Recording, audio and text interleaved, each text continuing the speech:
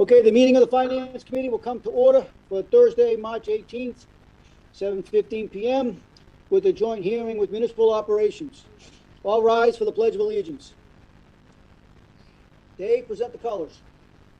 Okay, here we go. I pledge allegiance Pledge allegiance to the flag Flag of the of the United States of America, America and to and the to the republic republic for which it stands, stands, one nation, one nation, under God, under God, indivisible, indivisible, liberty, with liberty and justice for all. justice for all. All right. Now we need to take roll calls. Ms. Wallace, can you take roll call for your Municipal Operations Committee?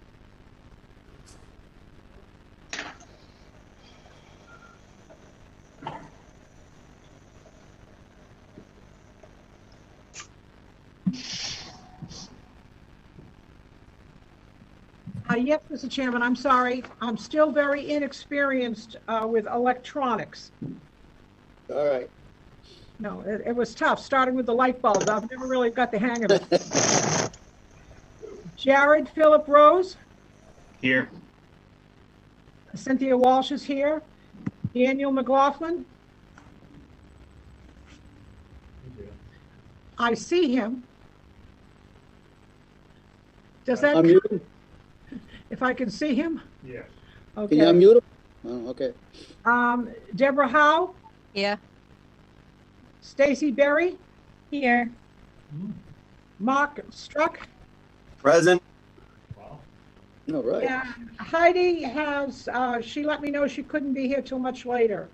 So that is 5. That's 6, which is way more than a quorum, Mr. Chairman. Thank you. Terrific. Okay. All right, FinCom roll call. Ed's here. Bob. Here. Jet. Here. Dave. here. Diane. Here. Scott. Here. Ben. Here. Yes. Here. Don Anzavino. Here. Joel. Here. D. John Rock. Here. Marty. Here. Elliot. Here. Vaughn. Here. And Enoch. Hello, Enoch. Not here right now? All right. So we got 14. We have a quorum. Okay, Municipal Ops, you need a motion to open your public hearing. May I have a motion to open? So moved. Second, Second. and we'll have the vote. Jared? Yes. Cynthia votes yes. Dan?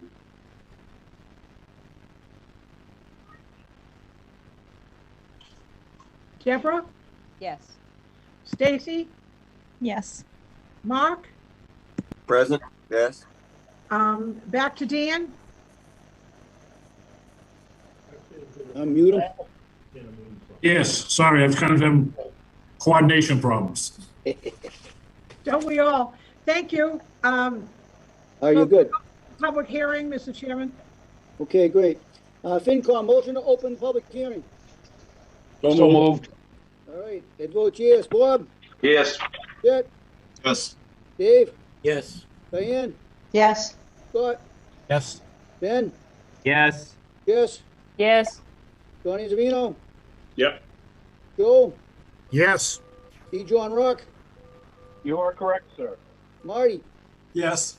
Elliot? Yes. Vaughn? Yes. Enoch? All right, 14. All right, we are open. All right, we have a meeting tonight with Municipal Operations. We have a bunch of articles to go over. We'll start with a couple of the easy ones, I hope. And we'll start with Article 5, Disposal of Town Property.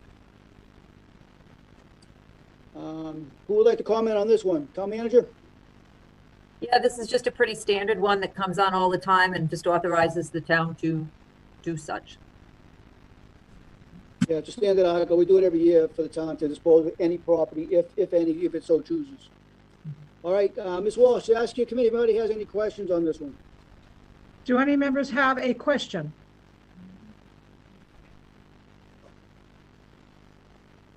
from me. Up, Dan. No, I have no questions. It appears there are no questions from municipal operations. Okay, FinCom have any questions? Mr. Chairman, I just have one maybe for Dr. Grimm. We have any idea what properties this is going to encompass this year, or? No, I actually have the treasurer putting together a list. We're looking at a couple of different things on having, for instance, do we have an auction? Do we decide which properties we want to dispose of? There's a potential housing trust that Mr. Zamanian is working with that may involve town properties. A lot of disposal of it becomes a question of how we do that and do it equitably. But Paula Newt is compiling a list now. We also want to be careful we don't get into an expensive, costly title search issue of some of them town properties that we've taken. So there's a lot of sort of legal real estate material that goes behind it, but Paula is pulling that list together. Okay, that's great. I know in the past, sometimes they were just really tiny parcels were not buildable, so just curious. Yeah, more often than not, they are. There are parcels sometimes like behind people's houses that they may Right. want to buy, but we can't just arbitrarily sell to a person, even though nobody else might be interested in it.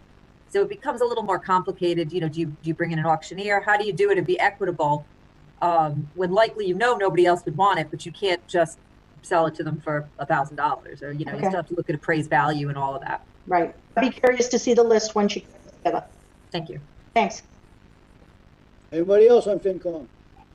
Ed, I had a quick question. Yep, go ahead. Robin, have those properties been certified for this year? I am not sure if all have yet this year.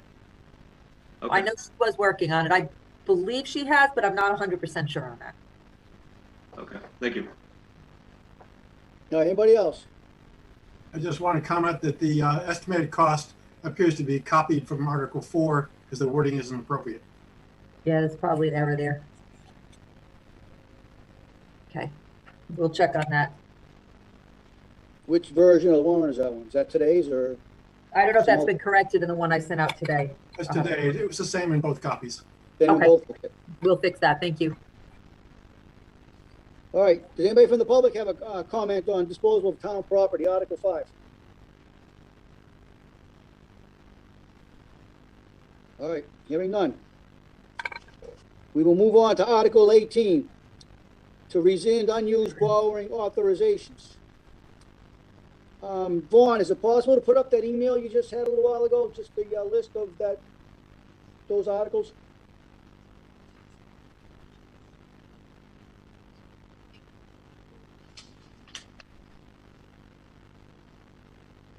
Which articles do you want to see on there, Mr. Chairman?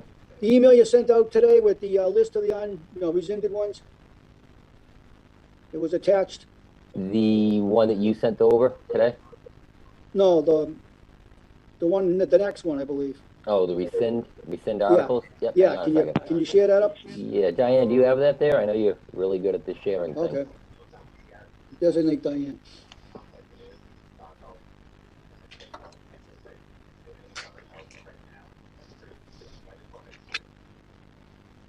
Okay, sorry, I was muted too. So, do you want to share? Yeah, share the rescinded list of articles there.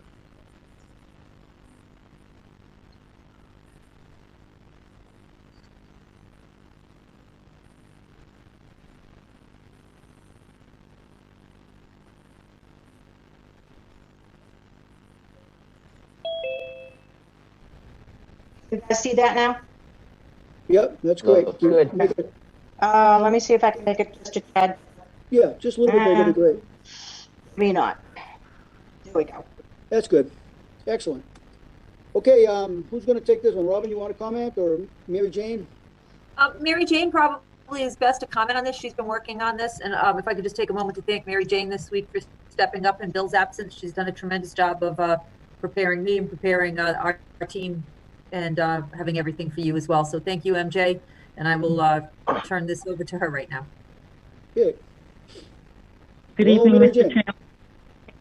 Good evening. This is Mary Jane Martin, Assistant Town Accountant. I am filling in for Bill Rowe tonight. The list you see here is unused, unissued borrowing authorizations from previous years, and this is just rescinding the authorization to borrow. Okay, and it's a little bit of background for the other committee, for municipal ops. These are articles that were already authorized at town meeting. Either we didn't use them or we didn't use all the borrowing authorization, and now we're closing them up and reducing the authorization to borrow for those articles. And these are the ones that are gonna be presented at town meeting. We can go over them real quick if you want. The state data from CPC, they presented that one. The windows and doors at the Wilkins School, some backup generators, the Muddy Pond bypass pump, some emergency signal stuff for the fire department to get the lights right, and some generator articles, some police cruisers we buy every year. Cedar Hill tract, a little bit pennies left over, and the other one, some pennies are left over. And that's basically it. Well, Ms. Wallace, does your committee have any questions on this? I do. Who's I do? Me, Jared. Okay, Jared, go ahead. Dr. Grimm, could you just explain particularly the top two? Just that's a lot of money that you asked for. So just wondering why it wasn't done. I actually believe these go back several years prior to me. I do not have detail on the Wilkins doors and windows. I can get you details on what happened with those. Others on the committee may actually know. This one would predate me. The state theater money was pulled aside, I think, in an effort when the town was hoping back several years to get involved in the actual preservation of it. The Friends of the State Theater were involved in trying to raise some money as well, and had, but I think there was a belief at this point that it is probably not likely to move forward. So that money has been held. I know back at that time before I came, there was a lot of talk about the town trying to buy the theater or restore the theater. That's not on the table right now, and frankly, my opinion is probably, to be brutally honest, that unless a private developer were to come in, it is not likely in the very near future that the town would be in a position to take on a multi-million-dollar restoration project like that. Right. Likely that's why that just sort of sat there, I think, in hopes that something could happen in a public-private partnership, but it's likely not at this point.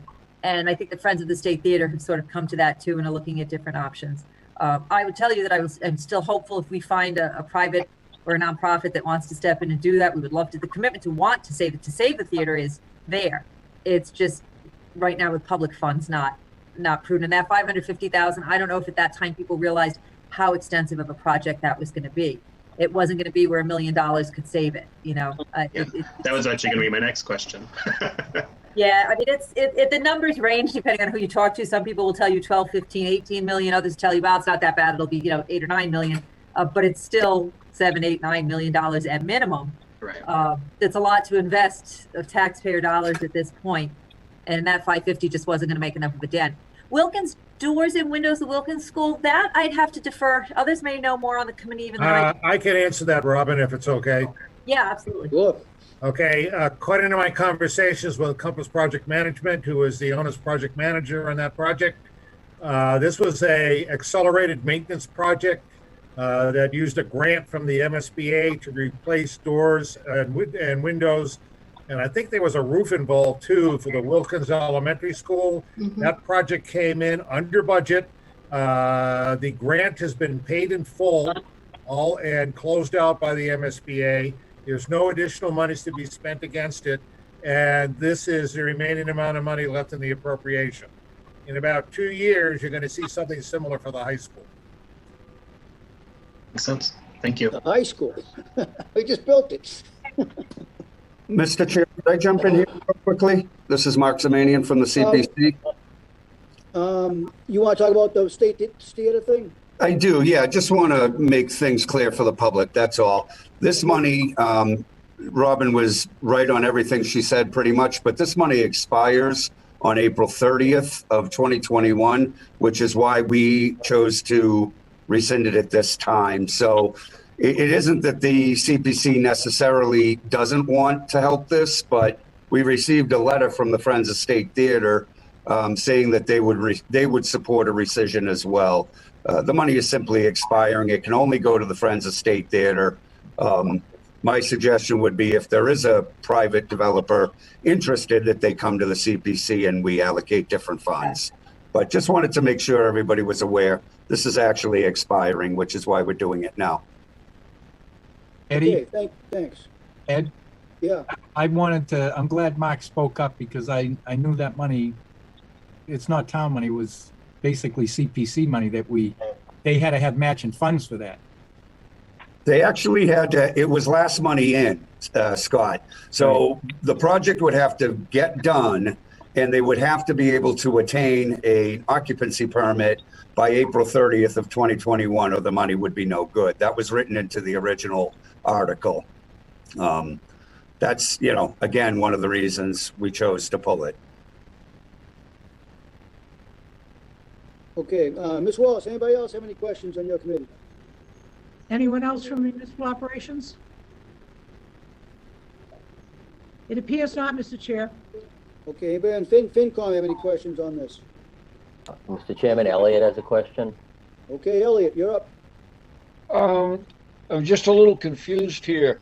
Are we rescinding something that was not borrowed, or are we in fact returning some money that was unspent that was already borrowed? Because it seems unlikely that we would have borrowed 38 cents, but we may have.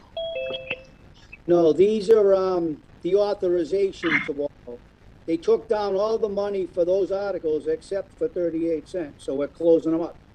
This is not any extra money left over. That's something different. This is just to close up the authorization to borrow. Thank you. Anybody else? Yeah, Ed? Ed, John Isabino. Eddie? Mr. Chairman, just Mr. Anzavino has a question. I think you're muted. Okay, go ahead, John. Yeah, just on the first one, was the 550 all from CPC? Through you, Mr. Chair. Yes, it was. This was encumbered money. So even though it never physically got borrowed, it was working against your debt or the town's debt. That was the other most important, in my opinion, reason for removing this at this time. If this comes back, we'll have another opportunity to either choose to do this in cash or borrow it again. But because it was a borrowing article, it was encumbering $500,000 on the town. Yeah. All right, but it was 550. The whole 550 was CPC. Mm-hmm. It was, yes. All right. Thanks, Mike. Thank you, Mr. Chairman. No problem. Thank you.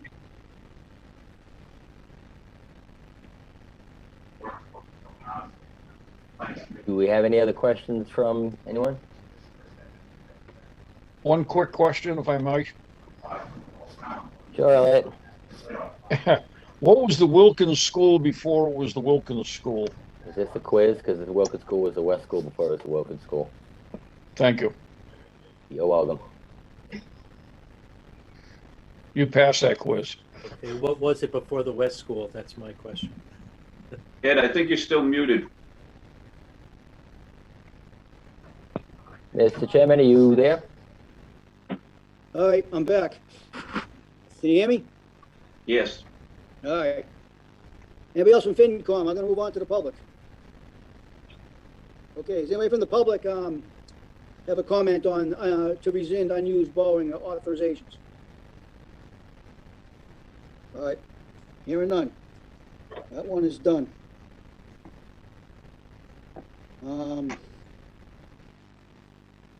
Let's do Article 11, reauthorization of the revolving funds.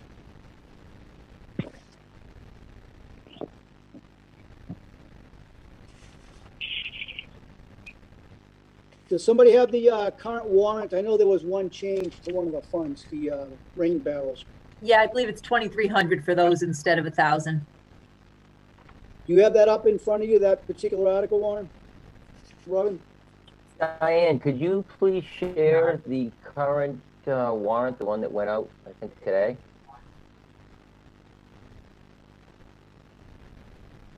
Sorry, I had myself muted. Is that the one that went out today? Is it one of these unpaid bills? I think it's the email from earlier than that one. Okay. Most recent warrant. I sent it today at about the middle of the day, I think, yeah. This one? Here we go. Yep, There you go. 318. Call up Article 11. Scroll down. Yes, sir. Please. Thank you. Sorry, hit that one. Is this gonna? Thank you very much, Diane, for your help with this. You're welcome, Vaughn. Welcome. There we go. Okay. Here we go. It's kind of half on one, half on the other. Oh, it didn't carry over. It That's didn't, weird. it didn't carry the right way. Yeah. Okay. The Where's my- Google Drive does that, but if you scroll down a little, you'll see the spending limit in the fund. If Diane can just roll that down here, there you go. Sure, right here? Okay. Yep. Those are the two new ones that have to be inserted. Yeah. Where's the rest of them? Yeah, the rest of them. Because those are the only ones. Yeah, those are the only ones that are new. When Lauren drafted that motion, for whatever reason, she didn't include the numbers on the other one, and I was not sure when she sent that back to me why. So Probably a mistake. I don't know, because it was in one of the drafts. I can read them to you. Here's the previous warrant. If you guys can see this on my. Yeah, Scott, why don't you do that and just make those two accounts that were changed as part of yours? Because the old one. It says it says the number one fund is Council of Aging at 50,000. Then it says Recreation at 150,000. GIS, which is Geographic Information Systems, 15,000. Youth Commission, 50,000. Community Events, 10,000. Conservation Commission, 50,000. Board of Health, 120,000, and then the Stormwater, 50,000. Compost Rain Barrel, 1,000, Robin. Yeah, but that's been updated to 23. That was the change. Right. Yep. I think it looks like when she was copying and pasting the table that those top several just somehow got blocked out or cut off. But they're not I think we're going to changed, need right? all of them. They though, are aren't we? not. Yeah, they are not changed. They are not changed. They will have to be put back. Yes. That's why these are drafts. And we keep going through it. Just love Google. Okay, just for background purposes, the revolving funds are where all the fees go for what we charge for different stuff. And there's a spending limit on how much can be spent out of those funds. This is what the cap is for those funds. We do this every year. It's a standard article. And that's about it. Mr. Chairman, just one question. Sure. Are any of these spending limits changed this year from last year? I know the rain barrel one. went Just up the from rain barrel one? Yeah. to 2,300. I'm not sure about stormwater. Scott, what's your other one say? What's that?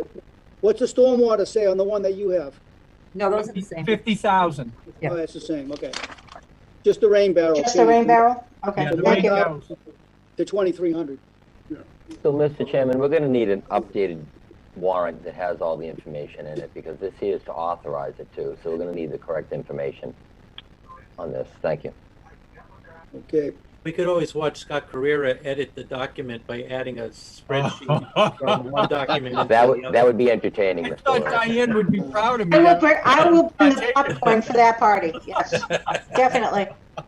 Okay, It's not just that, the whole thing, when Yeah. it's formatted, and it's all over the place. The article's got to be replaced to be fixed. The article will be replaced. It was fine in the prior. In a cut and paste, it obviously changed. And I was trying to get this to you today. So that's what you get when I'm responsible for the book and the warrant, along with Deb. Sometimes it doesn't come through perfect when I have that plus a host of other things to get to you. Munis doesn't do this for you, Robin? Munis doesn't do this for you? Yeah, somehow Munis doesn't do this, and somehow when you format between Google Docs and Word, all it does is change your format and cut things out mysteriously. For all I know, it could be in the version Lauren sent me, and when I forwarded it, it disappeared. I don't know. yeah, it is what it is. All right, Ms. Walsh, do any of your members have any questions on revolving funds? Are there any members with questions on revolving funds? It would not appear so, Mr. Chair.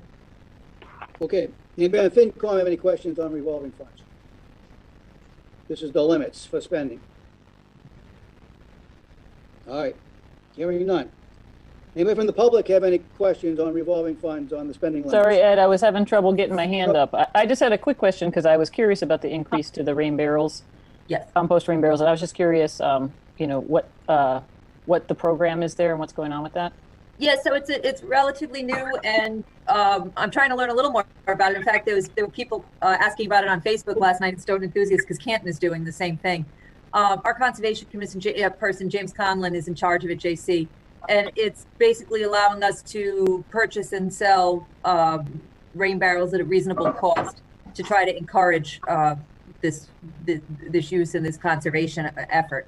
So I believe what's going to happen is if people want them, they can contact JC and purchase the rain barrels through the town at a reasonable cost. So that's the goal. I think some of the costs, Robin, might be that the barrels are PVC and it's an oil product and things are jumping. They're up 75% already. Yeah, that price that we were probably going to be able to get them for may not be. I mean, I'm hoping the 2,300 is enough in and out to cover it, but it's relatively new to us, and so we'll see how it goes. We may look to increase it next year. We may have to, or at a special, maybe we'll look to increase it a little bit too. We don't want to have to charge too much to people to do it. We want to encourage it, but on the other hand, we can't take a loss either. So, but it's relatively new effort, and our surrounding communities are doing it pretty successfully. So we're kind of excited about it. Mr. Chairman, I have a question about this to anyone who can answer this. I think it's a good opportunity to talk about this. How much are the rain barrels going to be sold for? I don't have the details on it. Oh, okay. I was just trying to kind of make it public, so in case anybody wanted to. Yeah, I was curious if you just, which department is the one that the public should go to if they're interested for more information? James Conlon in Conservation. Conservation, thank you. Yep. They have pamphlets outside the engineering office that explains the whole barrel there, Jess. So I can probably grab you one when I go up to town hall. Yeah. Only if you pay, Scott. Not the whole barrel, just a pamphlet. Oh, I thought you were offering to nab me a rain barrel. Okay. Yeah, please give me a pamphlet. Thank you. Yes. We won't charge you for the pamphlet, Scott. You can have the pamphlet. Okay, good. And I noticed that Ben has also posted in the chat a very good point, which is that our fellow townsfolk might be able to save a little on their sewer costs if they take advantage of this program. Maybe, I don't know. I guess we get charged based on the water consumption, right? So it might not help. But I guess, well, if we capture the rain, that's why I was wondering what they cost. Yeah, yeah, it should help. It should help reduce some of this sewer costs. Yeah, if you water your garden with the rainwater, then it's not a double hit. You won't pay for the sewer that is going down. Yeah, it's actually pretty good. I can't remember how many years ago, but the DPW did sell these. I want to say they were $60. That's got to be close to 10 years ago now, though. I make my own. Yeah. You're making them for all of us, Scott? Thank you. They're pretty easy. Maybe he could make them for the town, and then we could sell them for, we could sell those at cost, and Scott can make them for us pretty cheap. Yeah. Robin, I think that's a great idea. He's already captured and done all that work with all his electronic stuff. Now he can move on. I can provide manure for those gardens that people are watering. We have plenty of manure around here. Second. All right, we're gonna move on from this one. Any from the public have a comment on? My goodness. Mute that, please. Mr. Chair? Yep. Mark Zamanian, 5 Low Avenue. Point of information, they're listed on the town website as 6906 for the rain barrels, 7969 for the composters. Composters, yeah. I am curious, though, why the increase. It is a revolving fund that is being fed by the purchases. So my understanding was they had the $1,000 so they could buy them ahead, but people are paying for them. So it's not a subsidy. So why is there more than 1,000 needed to make that rotation work, I guess? Because I know my draft also says 1,000. So I'm wondering why to Mr. Carrera's point, petroleum products may be going through the roof, but it doesn't change the fact that if we buy 10 of them, they get paid back. And I assume he only buys them when he orders them, when people order them. So can anybody answer why the increase is needed? Let me look to see if I had an explanation from JC on this. I remember him asking for the increase. Rain barrels, request for assistance, rain barrel sales. Oh, let's see. More comments.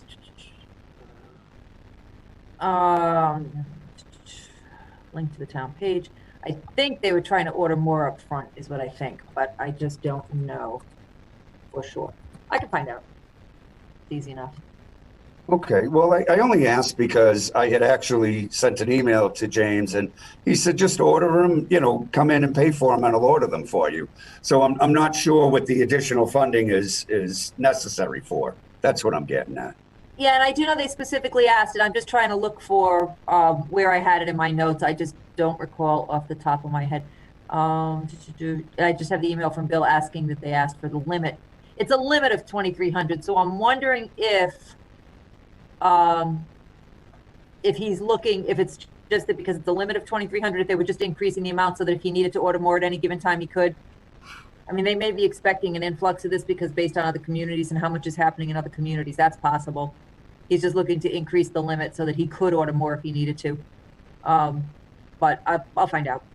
Yeah, if you could. Only, you know, again, I only asked because he needed a check for me to order them. And if he needs a check for me, then I would presume that he wouldn't need an excessive amount. What we're talking about $1,300 here on a $108 million budget. So it's kind of, you know, 3 drops in the hat, but it's just a curiosity. That's all. I'd like an answer for that if you'd be so kind. No problem. Thank you. Okay, I guess we're done with that one. I have a question on this, Mr. Chairman. Is this the compost bin revolving fund, or is it part of the rain barrel? Is it all one thing? I'm looking at the revolving funds right now.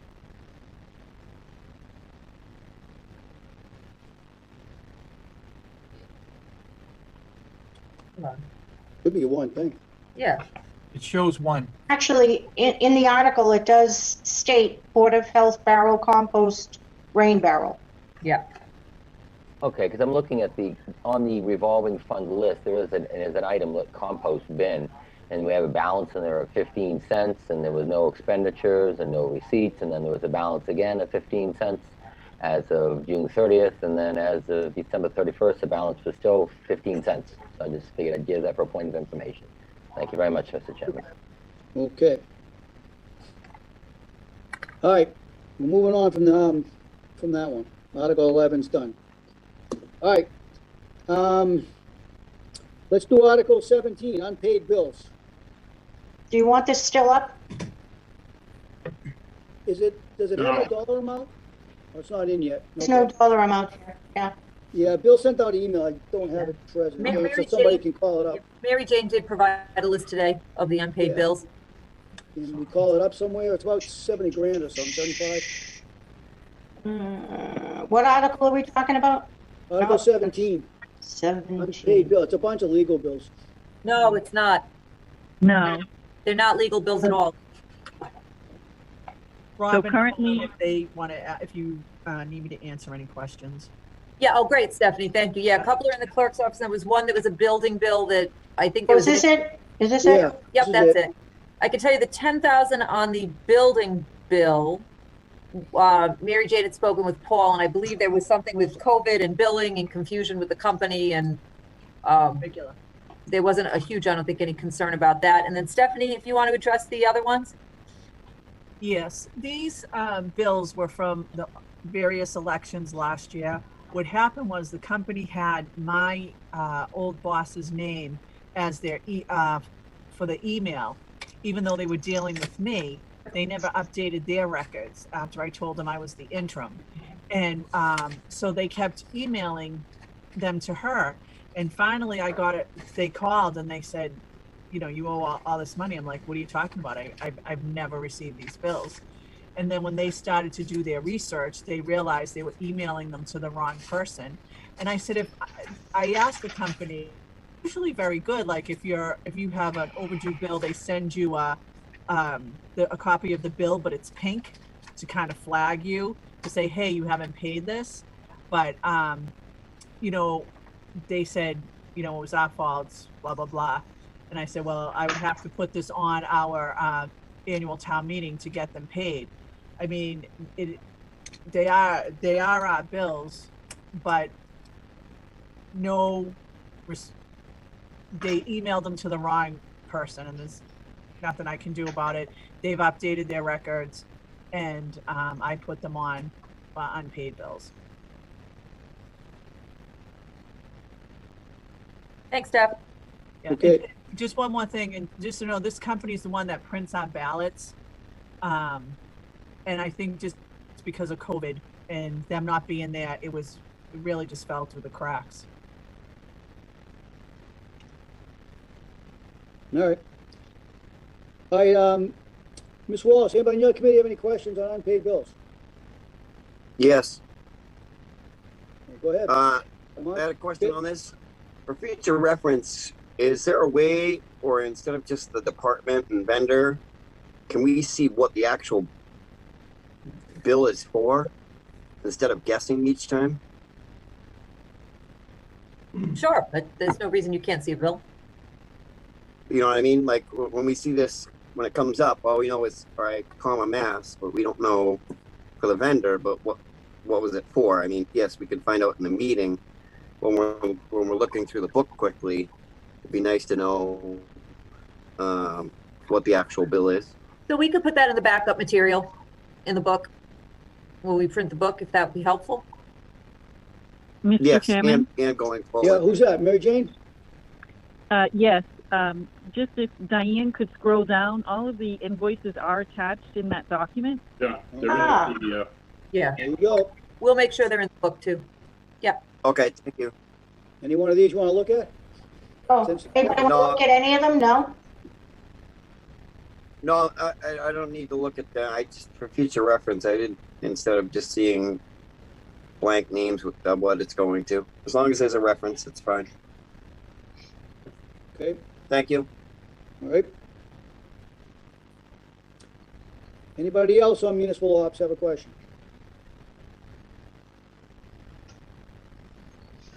Guess not. Okay. Anybody on FinCom have any questions on unpaid bills? I do. All right, you go first, Diane. Oh, okay. Where this is around 25,000, were you thinking of paying cash for these, Eddie? Yeah, but we have to find the money. Oh, I realize that, but this, where it's such a, I don't want to say such a small I don't amount, it think would be you a can big borrow- amount. I don't think you can borrow for unpaid bills. I don't think so either. And thankfully, it's a relatively small number we should be able to float into next year and cover. Yeah. We will recover that somewhere this year. Okay, thanks. Anybody else? Yeah, I had a quick question, Okay, go ahead. and it has to do with these bills for the clerk. I mean, obviously they got to be paid. If that clerk was gone, why wasn't that email account dead so that they would have been getting bounced back that they had the wrong one and they might have called? How could that still be a live email account? Just something that Robin can take to the IT people? It actually, Trish had originally forwarded it to Stephanie, but I think there was some confusion because of the number of emails that were pouring into Stephanie's. So it was not neglected. It was actually deliberately kept alive so that it wouldn't bounce and it would forward to the next person who would be covering it. But I believe Stephanie ended up sort of overrun with 2 sets of emails. And so at some point that email account was just, I think, put aside. And Stephanie's here, she can address it more, but it was not a case of Trish neglecting to shut that down. It was very consciously left open so that things wouldn't bounce back, because typically when stuff bounces back to people, that gets lost in the shuffle too. So it was originally left open, Mr. Anzavino, for those to be forwarded. And to address that issue, Mr. Anzavino, there was just way too many personal emails coming into mind that I should maybe not have seen. I got So you. I went to the IT and I said, I'm getting overrun with these. And I did let LHS know that I was the interim at the time. And they said, okay, we're going to update our information, but then COVID hit. So I really think it just fell through the cracks. Lost in the shuffle? Yeah. All right, thank you. They're a good company, so Yeah. I don't want to lose them as a vendor.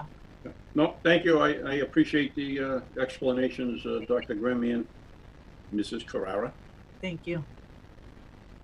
All right, anybody else have a question on unpaid bills? All right, hearing none. Anybody from the public have a question on unpaid bills? All right, hearing none. We're done with that one. All right, now we'll go to our favorite topic. Article 6, Cedar Hill Enterprise Fund budget. In the budget, page 63.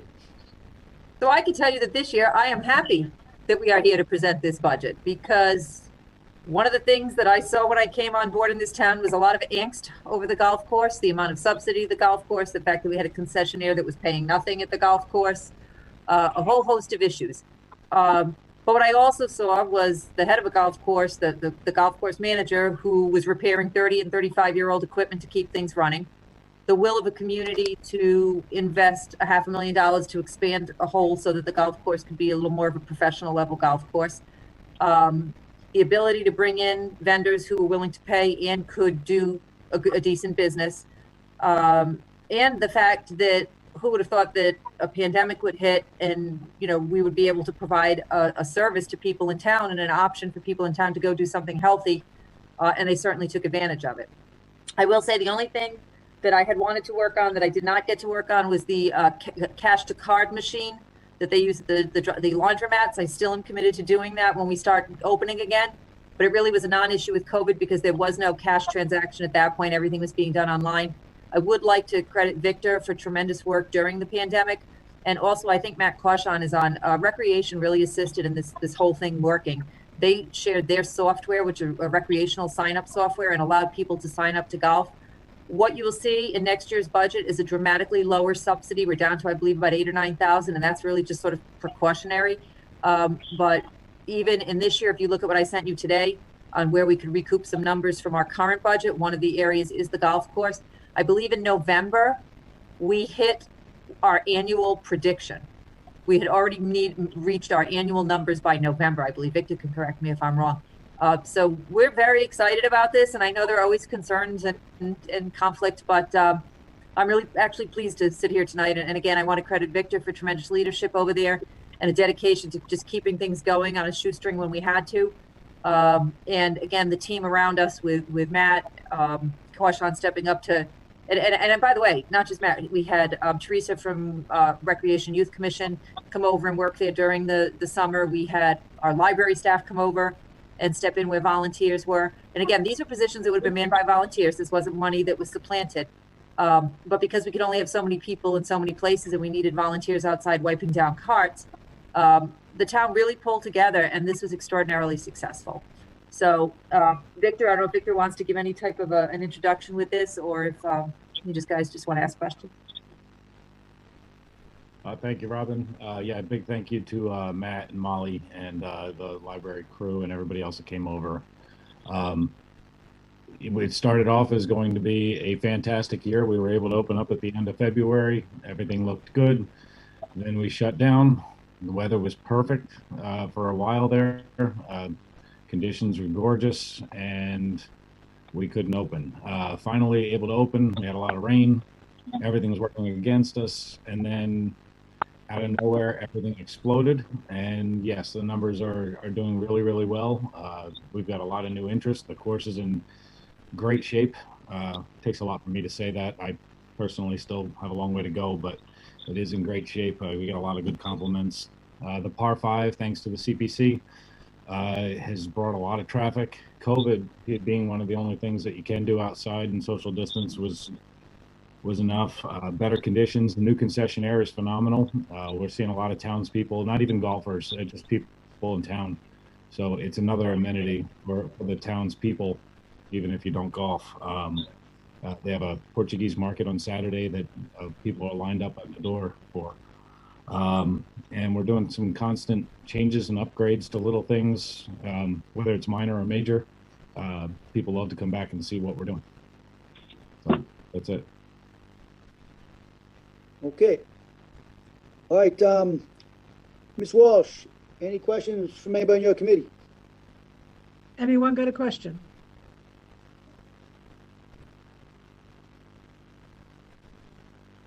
I just want to make a disclaimer that I am a member of the Cedar Hill Golf Course Operations Committee, but I won't be commenting on the budget. Okay. I don't think there are any questions, Mr. Chair. Okay. All right, FinCom. Hey, Mr. Chairman, I apologize. What article number is that? What, the budget one? Yes. Cedar Hill is Article 6, Article which is 6. page 63, Diane. I'm just going to bring up the article. All right, thank you very much, Diane. Welcome, And Vaughn. Mr. Chairman, John Anzavino has a question, and Thomas has a question, and John Rock has a question, but I believe that John Rock has had his hand up the longest. Okay, then John Rock can go first. All right. Can you hear me now? Yes. Unfortunately. Actually, I don't have a question. I just have a comment. I want to congratulate Victor, Dr. Grimm, Ms. Walsh, for turning that operation around. I think I said it in earlier meetings. I travel that road quite a bit, and it's always banged out. The parking lot's practically full all the time during any kind of decent weather, even like in late October, November. And I think they've done a wonderful job and under difficult circumstances. And I think the concessions and various other assorted sales will do even better once we're through this blasted pandemic. So again, just kudos to the team for doing a great job. Okay, so Thank you, that's sir. it. Thank you, sir. Okay, Ben. Welcome, sir. Hello, Ben. Thank you, Mr. Chairman. I just want to actually, John stole everything I was going to say. So I just want to second what Mr. Rock was going to say. I know that Victor took some heat a few years ago, but he did not leave the kitchen, and he's done a remarkable job, and I'm so grateful for all of his tireless efforts. I know from talking with him in subcommittees, like, the amount of hours he put in is, like, unbelievable. And thank you to the team, and thank you to Robin for her management, and just thanks to everybody. It's a great success story, and I look forward to the continued success. So thank you. Thank you, Ben. Okay. Mr. Anzavino. Sure. Well, I guess 2 out of 3 isn't bad. Yeah, I think they've done a great job reducing the subsidy over there and improving the course and so forth. My question becomes, I thought we had originally shown this to have about a $9,000 subsidy this year. And the sheet that we were sent today as far as possibilities of covering the overage says that we could take $15,000 from the Cedar Hill subsidy. So From 21, Mr. Anzavino. We had subsidized it, I think maybe 40,000 last year. I don't remember off the top of my head, maybe less. But when I was looking at what we don't need to spend in 21, 22 is the 9,000 just as an emergency sort of. I'm not even sure we're going to need to subsidize. So the 15 would be from this year, the current. Yes. So, all right. Thank Yes. you. I appreciate the explanation. Thank you very much. Thank you, Mr. Chairman. Mr. Chairman, Jess has her hand up, and for a point of information, the subsidy last year, or previous speaker mentioned this, $60,895. But like I say, Jess has her hand up. Thank you, Mr. Chairman. Okay. All right, Jess. Thank you, Mr. Chair. I, probably more than anyone else on the committee maybe, am excited to see the golf course going in the right direction. Appreciate all of the hard work and effort to get it to where it is now. I have a couple questions though about what it has taken to get it there, and also just the conditions under which it's thriving. So I'm just curious about 2 things. One, outlook for the future for the course once all of the other businesses and other sorts of things are fully open and there's sort of more competition, as it were, for things to do. So I'm just curious about, there's a way in which the pandemic actually assisted the golf course, right?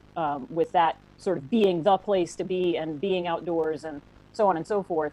And so that's sort of one concern I have in terms of, should we be projecting that it's going to continue to thrive in this way once all other things come online fully? And then my other question relates to the number of additional resources that were pulled in, which I imagine can't be continued post-pandemic.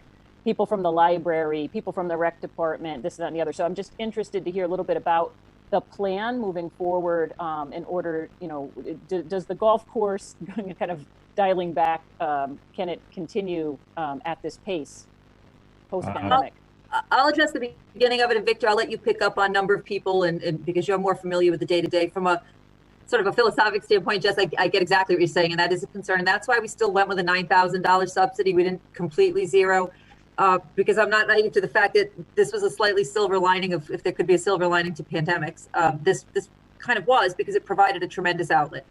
But I will say this, as far as the resources coming in, we really won't need those once the pandemic is over. The reason we needed to bring other people in was, A, we needed Matt and Molly to help teach and train on that recreation software, because we couldn't have people coming in with cash or purchasing their play that day. We were trying to keep people limited. So that was a direct COVID related situation.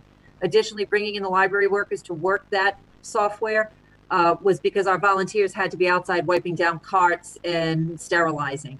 So we had to sort of reallocate our volunteer force. That's why those resources had to be brought in. So that increase in resources was directly related to the COVID situation for the most part. I don't think it had anything to do with regular operations. So I think we'll weather that fine. The question of was this a blip because of COVID? Yeah, we might see a little bit of a backslip, but I will say that a lot more people became exposed to the golf course who weren't otherwise. So for instance, Matt ran a golf club for recreation kids, and they gave a voucher for an adult to come back with a kid, a free voucher for one round. Now, some of those adults have since started golfing at the course. So we picked up business as a result of the pandemic that may be some long-term business. I'll defer to Victor on memberships and how the greens and what he's seeing in trends.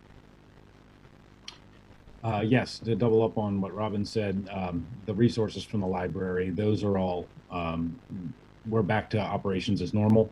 So they're not there anymore, but they were appreciated at the time, but that was a call center that we needed probably 3 or 4 more people to be able to answer all those calls. But you couldn't have that many people in the building either, so it was just a double-edged sword. As far as the conditions of the course are absolutely doing well.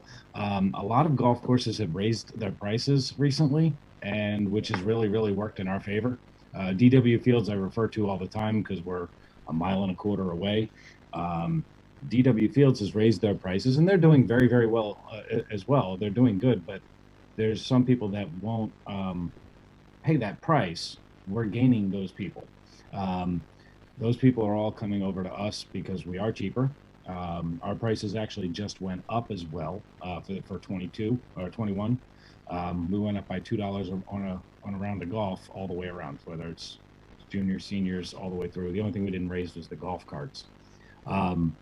So that's going to help us. We did some restructuring of the price sheets, and we're going to definitely see an increase. I probably shouldn't say this, but I'd be highly surprised if there was a subsidy this year. We're doing really, really well. The phone is ringing off the hook. The weather is working out for us, and other than today, but we are open. And memberships, that people are calling for memberships daily, and to the point where we had the committee meet on it to set a cap on the amount of and shrink it down. It used to be 72. Now we're going to max it out at 40. Just because pay-per-play is where we make our money, and if we fill the course with members on a daily basis, then there won't be any opportunity. That would be about $60,000 in revenue, and there wouldn't be any space for people to come in and pay for play. So we've capped off the membership at a certain level to make sure that we are getting those on a daily basis. And I would like to say that I think even with a slight price increase, the goal is to keep this affordable for the people of Stoughton. And I think Matt's recreation program for youth who may be not in a position financially where they would be able to take golf lessons at a private course, the fact that our town, and I know there's always a debate about whether we should run a golf course or not, whether a town should run a golf course. One of the beauties of running a golf course is that our kids in Stoughton get an opportunity to do something they might not financially otherwise be able to do, particularly in these times right now. Some of those families are the ones that were most impacted by COVID based on quite often the jobs that their families may have. So I really am excited that we were able to make the money that we did and still offer things like the recreation program that brought people in. This to me actually functioned this year exactly how a community recreation activity should.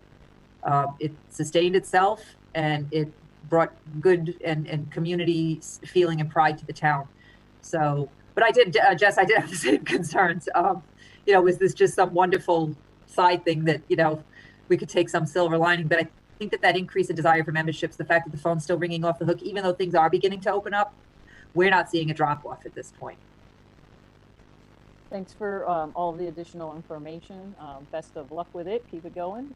And it'll be, you know, it'll be interesting to see a couple years down the road, you know, how this does play out. It will. I'm very excited too, Jess. Mr. Chairman, I think Elliot has a question. His hand's up. Okay, Elliot. Thank you, Mr. Chair, and thank you, Juan. I must say, for the longest time, I had given up on the Cedar Hill Golf Course. And this is gratifying to hear that there's been a turnaround. I got a couple questions, though. First of all, I know nothing about golf. How much does it cost to play a round of golf at Cedar Hill versus, say, the one in Brockton there, Fields Park? To compare it apples to apples, because it's an 18-hole course, to play 18 holes there, you're looking at about $70. And if you're looking to play with us with a golf cart, if you're looking to play with us, it's about 48. I'm using weekend prices. You want to come in and walk and play 9 holes, it's $20 for a senior. So I mean, we've got prices that are kind of a little bit for everybody everywhere. High school students pay a little less. So there's prices all over the place, from $17 up to about $60 on a holiday. You know. Well, that's nice to know. Thank you. Now, with the increase in the fuel costs and gas and everything else, do you anticipate you're going to have to go up on the rental of the golf cart? Not so much. Don't want to price it out too much. The last lease that we got, the golf carts actually are about 30% more efficient on gas. So that's definitely a big bonus, and we're doing really well. The bigger problem is the older machinery that we have, as far as the mowers that are out there every day, which is a separate article that we have. But they're collectively, those machines that we're looking to replace are collectively 106 years old, and they are not very efficient in many ways, let alone in gas. But that probably does more damage than the golf carts do. But the golf carts are 30% more, and I don't expect to have to raise the prices on those myself. Well, thank you for the information. I do have to agree with many of the previous speakers that apparently things have gone quite smoothly and doing pretty well, all things considered. And congratulations to all of those that helped and all those that are working on it. Thank you. Thank you very much. If I could have just a little point of information back to the concessionaire. Robin started to speak of it. We've had multiple. I've been here for 6.5 years now, and we've had multiple people in there, and we're actually getting monthly checks. They're paying a portion of the utilities and taking some of that off of us as well. There's a lot of things working in our favor, and they're very, very easy to work with, eager. If you haven't been down there, they've done an amazing job renovating that building. It's given a whole new life to the building itself. So it's just a shame that it's built the wrong direction, facing away from the street. But other than that, it can't change. Yeah. If it's facing away from the street, it's facing the course. One other question: do you advertise the services that you offer at the outside of the town, or for that matter, anywhere else? We do a little bit on the internet as far as Facebook and some other social media sites. Most of what I've done, I've tried to stay on the free side. We are working on actually looking at taking out some advertising in certain places. I just want to make sure that I don't want to add to the spending. Now that we're actually starting to do well, I don't want to add to the spending that's not going to be productive. So I want to really do a lot of research as to where that's going to go. If we're going to put money into it, it has to be very, very well spent money as to where it goes. And I'm not a marketing major, so I would like to, I'm still looking to get a little bit of help, and some people in town are better at things like that I'm working with. And they're helping me kind of figure out where that's going to happen. Even if it's a cheap ad in the shopper's guide there, those ads are apparently very cheap, and it might do something, it might not. But hey, we do feel nothing ventured. like we do a lot with the programs. Like Matt has done a few extra for us, like the Learn to Golf programs and things like that. They have done some advertising for that, but we have not had just, you know, our regular Just Golf course specials that would just come out of my budget. I have not really done anything with that, but it's coming. Good enough. Thank you. You're welcome, sir. Anybody else? Mr. Chairman? Who's that? Chet. Yeah, go ahead, Chet. Hi, thank you. Victor, have we looked into maybe leasing type of equipment for the summer as far as mowers and greens, machinery and stuff like that? The article that we're looking into is actually a lease to buy program. As far as renting equipment per se for just a season, you're gonna spend a whole lot more money than you would. It's very specialized equipment. It's not like you're getting something from United or from Sunbelt. You're not. No, I understand. As a truck. The amount of wear and tear that these vehicles take is pretty extensive, and the cost for a rental is thousands and thousands of dollars a month, especially when you're looking at a whole fleet. I'm talking about per machine, and I know some of these machines are, you know, very expensive. Like our big mower for the fairway or for the rough is about $70,000. The spray rig you saw last year is $60,000. The little one for the green that you walk behind, it was $16,000. I was blown away when I first heard it too. But these things are designed to cut at 1/1000th of an inch, and they are very precise and fine-tuned, and unfortunately extremely expensive. But as far as the only other options is to go out to a auction site, it'd be a lot cheaper to go out and buy something older and used, but then we're in the same boat that we're in now. Exactly. That was my question. I just want to know if we could lease equipment for the golf season rather than go out and purchase new equipment. Yeah, there's a couple. They generally have, like when you're buying a machine, or if you have a machine in for service, there's occasionally they can rent you something short term while you're getting either a repair or you're getting your new equipment in. More demo units than anything is what they usually do. But if you were renting it long term for the entire summer, you're probably looking at buying the cost of almost a new one. Okay. All right. Thank you. Sure. Just a question. No problem. Okay. Anybody else? Yes, Mr. Chairman, I have a few questions on this. Okay, go ahead. Okay. One of my questions is, originally, I guess the department request was a $70,541 subsidy request, but then that was dropped to $9,174, and the subsidy last year was $60,895. So the original request was about $10,000 more, but then the actual final number was about $51,000 less than last year, and therefore $61,000 less than this year. I was wondering if there was any real reasoning behind how that giant drop happened, a $61,000 drop from the original department request to this final select board number. Yeah. That's. Oh, okay. I believe that was a placeholder, and Victor was working on his budget when that went in. Victor, you can address that a little bit more, but I think Bill Rowe had addressed this in the past, that had been a placeholder number based on prior years. And then Victor reviewed his budget, and I think that's when we saw a lot of the drop. And then we, of course, reviewed the numbers that we had coming in. Victor, you can discuss a little more about the prep if you'd like. As far as the why the drop, when you had originally had that big request and we ended up not needing that much money? Well, this is for the article for the equipment?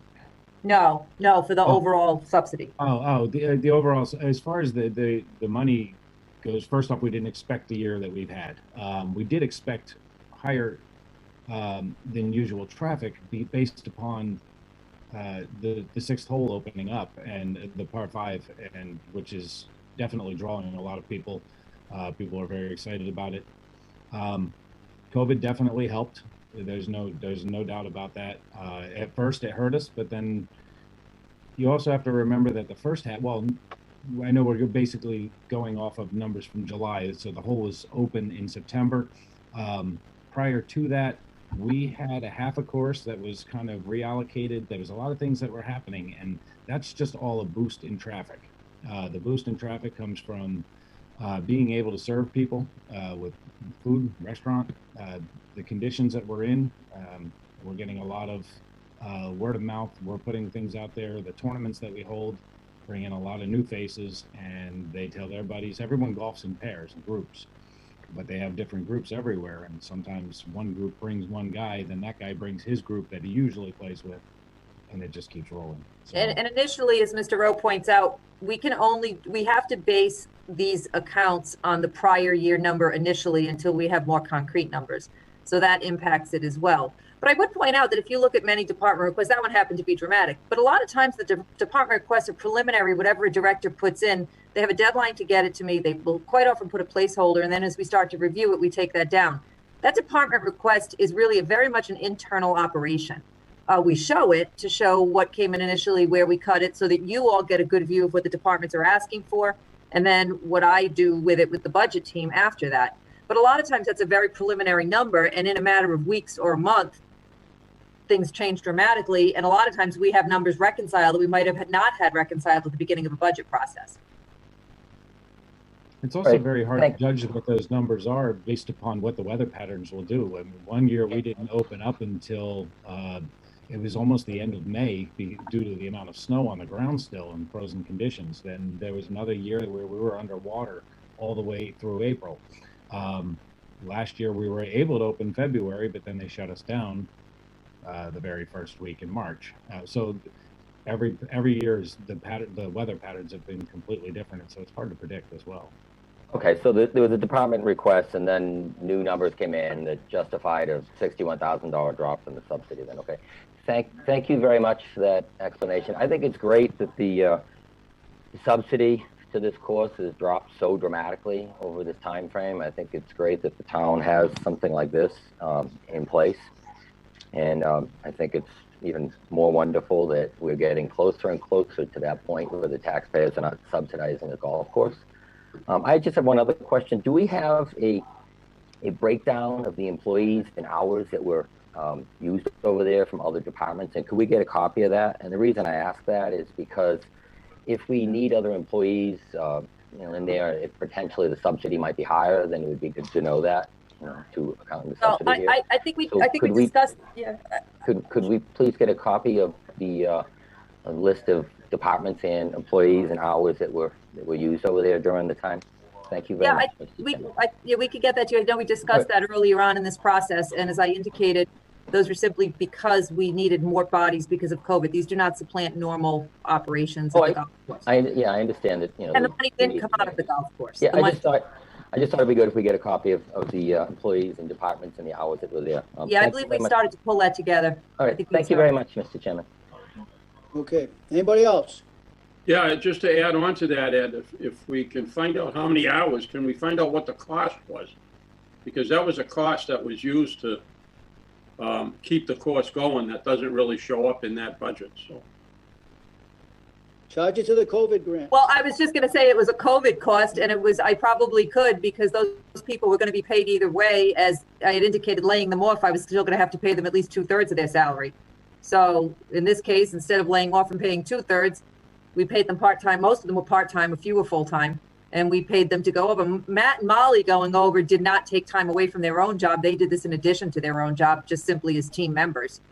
But actual shifts and schedules of who went over there, we can get that for you. But again, there was no added cost to anything on this. It's not that it was an added cost, but it was a cost that was incurred for a department from that budget that was actually being paid to subsidize the Cedar Hill. So I think what Mr. Inokian asked for, as far as the number of people or the hours that were done down there, I think it would be nice to see what the cost was to have those people working there. Maybe I'll try to run it through COVID. Who cares? No, I mean, I don't care if you get reimbursed. It's just, I think we should know what did Yeah, it really cost to run it? I mean, it's, you know. When you put the list together, just get it over here. Yeah, no, that's fine. And again, but your point is valid that they wouldn't be there if it wasn't for COVID. So maybe I can get it funded. Okay, anybody else? I'll try to get money however I can. Mr. Chairman, I believe Mr. Rock has another question. His hand is up. Thank you very much. Not really, but just to go along this thread, I mean, these extra staff hours, a lot of them are associated with COVID. Yes. Wiping down carts, keeping people separate, scheduling people at hours so they weren't together. So I'm not sure the value of knowing that the cost of the extra time. I mean, much of it was associated with COVID expenses. 100%, if I could jump in there.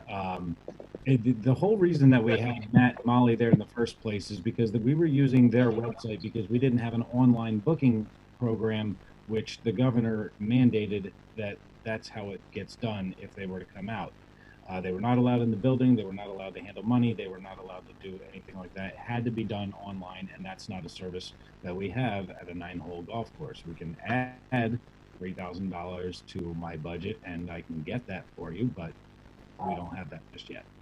So Matt and Molly put up their program, but because they were the only two that knew how to run it, we had to kind of create a call center. They worked out of my office. I kept it on my guys. As far as wiping down carts and all those people, those were all volunteers, my volunteers on a regular basis.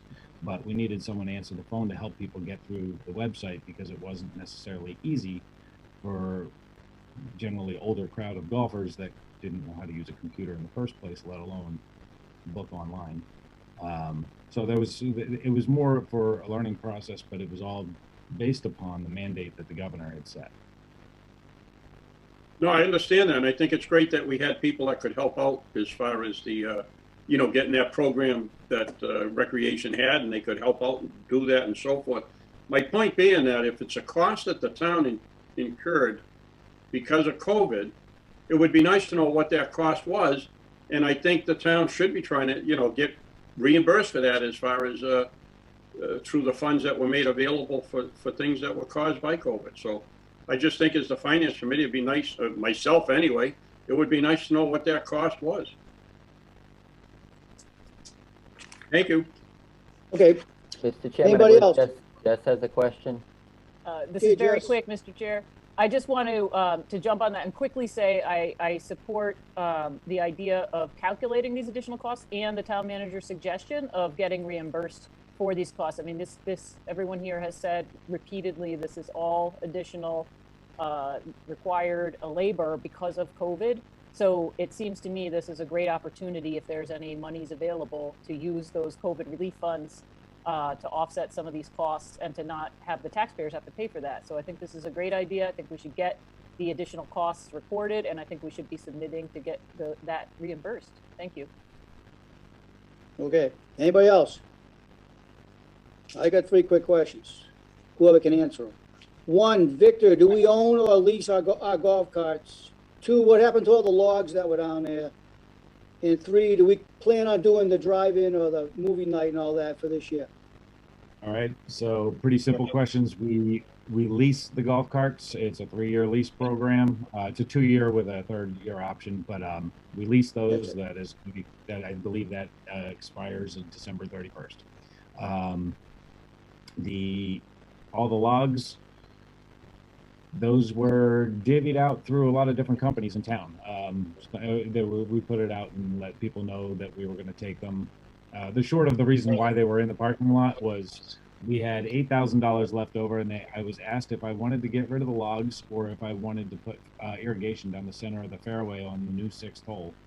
I took the irrigation route, and as far as the logs, they took a little longer to get out of there. I tore my shoulder last year, and it's been a little slower to recover because of COVID, because you couldn't get into a doctor and blah, blah, blah.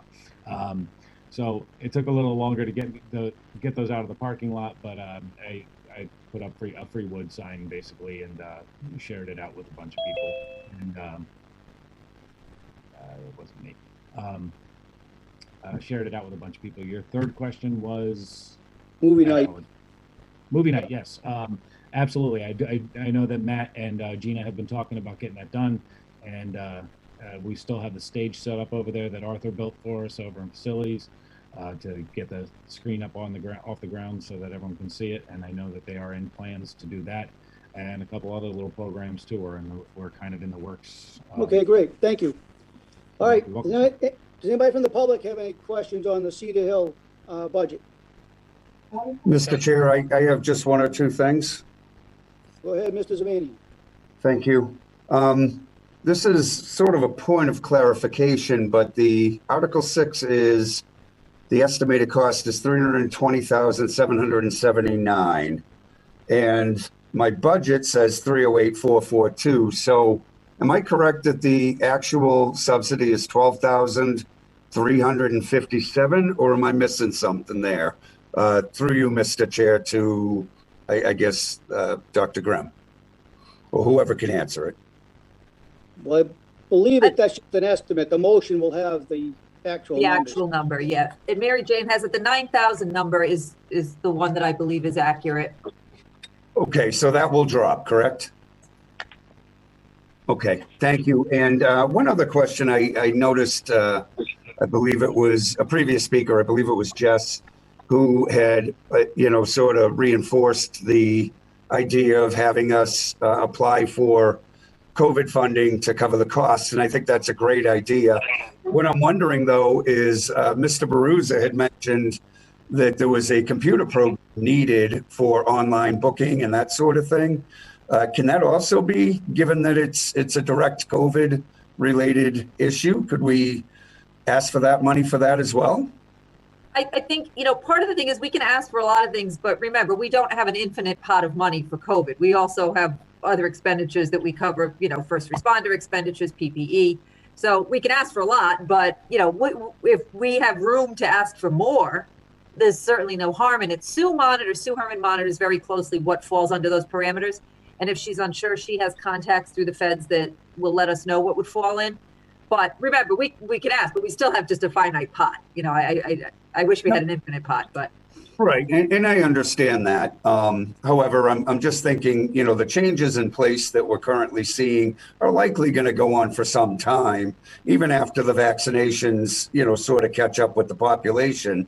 So if it's a system that Victor needs for the spring, and I brought this up because Victor said, well, if you want to increase my budget by 3,000, I could get that. Well, maybe we can get that funding through the COVID. Well, the other thing is it possible to just increase our license numbers if we need to with the one that we already have with recreation, or can we continue to use that recreation? Is there enough capacity in the one we already have? I have no problem. I think it's great that my department heads put their heads together and share things to save the town money. So yeah, we'll take a look. I mean, if we could keep this and tweak it a little bit internally, that's great. If we have to buy another license for it, maybe, to spread it out a little bit more or adapt it a little, we can do that. And yeah, if we need to buy a new one and we can justify it under COVID, that's great. I always want to be too careful that we don't do too much under COVID that supplants what we would need to buy down the road when the COVID money goes away either and fill one shot. But if it's something that was going to last us, 10 years and going to benefit us, then great, sure. But Yeah, we'll look at it. It's worth looking at. That's what I'm asking, really. I think it's worth looking at. Victor certainly felt that would be a worthy thing for him to bring it up like that. So, I know that there's been discussion about changing the way the money gets taken in at the golf course. So this might be an opportunity to do so. So I appreciate you taking my thoughts. And Mr. Chair, thanks for your time. Eddie? Okay. Yep. Mr. Chairman? Hold on. Yeah, who's one at a time? Mary Jane. Mr. Chairman, I just wanted to give a point of clarification. The amount under Article 6 saying $320,779 is the correct amount. There's actually a second page in the large sheets. It goes on to page 64, and there is additional lines for Cedar Hill. Diane, could you please bring up that page 63, 64 on those things? Mary Jane, you're absolutely right. I thank you for that clarification. I didn't see that extra page. Is it in here at the end? No. On the budget. Yeah, hold on. Go ahead, Scott, while she works on that. Can I ask a question through you to Victor? Yes. Yeah, go ahead. Victor, let me ask you a question about the logs. Were the logs part of the contract? Taking them down was, yes. It wasn't figured in that taking it down and getting rid of them was part of the whole job? It was just, they just dumped them in the parking lot? No, they were going to leave them back on the 6th hole, and they did me a favor and brought them out to the parking lot. Because we were going to have a little bit of extra money left over, and we were going to improvise on the contract or do an amendment to, and they were going to either take away the logs or irrigation. He said, it's up to you. He goes, I can put a line of irrigation down the middle. That's what I'm trying to get at. If you're doing a contract and you're doing a nice job of a 5-par hole, you don't leave logs piled up around the hole. You're 100% right. Whoever vetted this contract should have looked at it and said, you're missing points of it. Hold on. They ended up taking him down about 300 more trees than they were supposed to. So the project was a lot bigger than it was initially planned out at. So there was a lot to it. So they lost money instead of they didn't. Well, they didn't leave anything behind. It was they did us a favor. Well, not really. Okay. When you bid the job, and that's what it is. It's not up to you to worry about if they're making money or not. You know what I mean? They were told that X amount was going to be done and X amount wasn't done. So there was supposed to be more of it done and down before they even got there. I tore my shoulder last year, and I was not able to continue with that. Well, then they should have said something before they started. Nobody goes in like that. I just can't believe that. I'm just looking at the risk factor, that if somebody got hurt taking those trees out of there and stuff like that, we'd all be on the hook. The town would be on the hook. Mhm. When you hire somebody in on a contract, they're under contract. That contract protects you and the town. To do something like that, and I don't want to say it's something you made a judgment call on, but it wasn't the right call. Somebody could have got hurt, because I was watching. There was like shenanigans going on over there when they were cutting wood. There was guys in there, different times, different pieces cutting wood, and I didn't know what was going on. I figured it was the guys that piled it up. That was the contracted guys. Tree companies. Yeah. There was a couple tree companies that came in. I don't know. I was just listening to when you said that they did you a favor. If it's part of the job, it's part of the job. Well done. All right, we got to move on to some other articles now. Anybody else in the public have a question on Cedar Hill? All right, we're done with Cedar Hill. Let's move on to Article 7, the Public Health Association Enterprise Fund. Article 7, page 61 of the budget.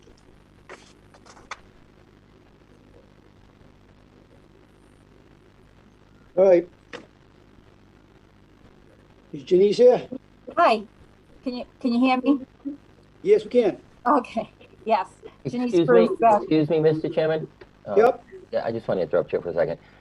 Diane, could you please bring up that budget? It's on that page that we're looking at right now, but the sewer, water, public, see the sewer, water, public thing that's one of the attachments? You open that, that's a shortened version of the whole budget, and in there is the Public Health Enterprise Fund budget, and it'll be page 61, but it's the shortened version of there, so it's in there.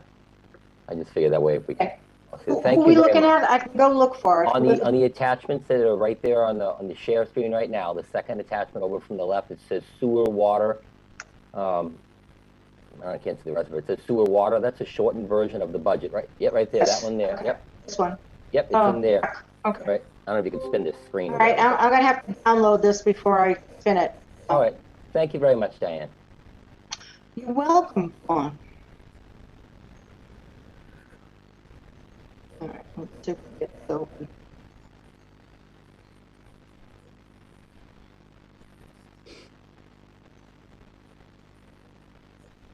Well, I guess you can continue, Mr. Chairman. I was just trying to get the thing on the screen. Thank you. All right, we'll let Janiece continue, and then if you get it to work, you get it to work. Okay. Janiece Bruce, the Director of Health and Human Services and Public Health Department. So this year was an interesting year for the public health, as you can probably imagine. What normally would be a VNA focus, all of a sudden the pandemic really put the public health on the front burner, and we've been extremely busy taking care of COVID in the town. And to date, we have about 2,656 COVID cases in Stoughton as a total. The public health budget that I put forward for the upcoming year really hadn't had significant changes. Actually, salaries, I believe, will be decreased. I have an unfilled position. It's still in there, but we're not planning on filling it. If you look at how we turned out for the year, you can see the impact that COVID had as far as revenues went. When COVID hit in March, which is actually our first case came just about a year ago, this past week. Everything shut down, including people's elective surgeries and people going into the hospital for anything that they didn't have to go in. And referrals decreased dramatically because people really didn't want anything that they could put off for home services. They really didn't want home health aides or people coming in that would possibly, spread any kind of infection or whatever. So actually for us, because we got slammed with doing the contact tracing at that time, the lower caseload for us actually helped us a little bit, because we were contact tracing we would be getting like 20, 30 cases, sometimes 40 cases in a week, and we're calling them all and doing contact tracing. So anyway, by the time things started to open up again, people started scheduling surgeries. We started seeing more referrals coming in, but you can definitely see from our revenues that we were down last year. Hopefully things will be better. We did hit that other little curve around December, January. We saw a little dip again, but I think right now we're pretty much back on track. So as far as the public health goes, the past 6 weeks, we've been really busy with doing vaccinations. And as you probably have heard, the state is no longer providing vaccines to the town. We're right now doing second doses, but all in all, we probably would have administered about 1,000 shots to the town. We're working on homebound people right now. So I don't know if anyone has any particular. If I could just jump in, I cannot not thank Janiece enough. If there was ever a time to have an executive director of human services, this was it, and I could not have had a better person in that role. Janiece was on top of all of the regulations, all of the compliance issues, all of the, I cannot tell you the work that went into contact tracing. Early on it was 1 case, 2 case, 5 cases, then it was 10 cases in a day, 25 cases in a weekend. The burden was put on the municipalities to do the contact tracing. Janiece just rose to the occasion, worked with the team around her, worked with the nurse over at the school department, and just got this done. And then when we thought we were going to be able to do the vaccines, she set up a whole vaccine program and protocol and had it ready to go until the state pulled it out from under us, the Commonwealth pulled it out from under us. But Janiece's calm demeanor, support, input on how we would handle town hall and town staff, as well as the public, and her outreach to those in the community who are concerned, is surpassed by none. And I have to publicly thank her, and I'm so grateful that she was in the position she was in when this all hit, because it could have been horribly difficult. It would have been horribly. It was difficult enough. It would have been even far more difficult if I didn't have the likes of someone that not only do I trust, but the people of Stoughton trust so much. And we're talking about people's health. Trust becomes paramount. So I can't thank her enough, and just the tremendous work that she continues to do for the town. Thank you, Robin. All right, thank you, Janiece. Okay, Ms. Walsh, any committee have any questions on the public health fund? Anyone? I see heads shaking no. Thank you, Mr. Chair. Okay. Anybody on FinCom have any questions on the public health fund? No hands up, Mr. Chairman. Wow. Okay. Mr. Is anybody from the public? Excuse me, Dave just raised his hand. Almost got away. All right, Dave, you're up. Ed, I want to ask you a question, if it's okay to ask a non-budget question. I know that it causes some frustration, so I'm not going to ask unless you give me permission. What's cop before the horse, huh? Was it related to health or is it something else? Related to health. It's only a one-part All right, question. so I'll right? just ask, Janiece, through you. Janiece, thank you for presenting. Thank you for all that you've done for the town. I couldn't agree more. I thought our response to COVID was terrific. The communication was terrific. And I think that we were a much safer town as a result. So I can't thank you enough for that. It's really your opinion on being on the front lines of what we've seen over the course of a lot of months. How soon can the town get back to regular business on the municipal side? We have a lot of committees and boards who benefited greatly from being in face-to-face meetings. And I think that the process that we have to get budgets and warrants and everything else put together, I think are done so much better when we can be face-to-face. In your opinion, how soon do you think we could get back to business as normal? Yeah, well, I wish I really knew, Dave.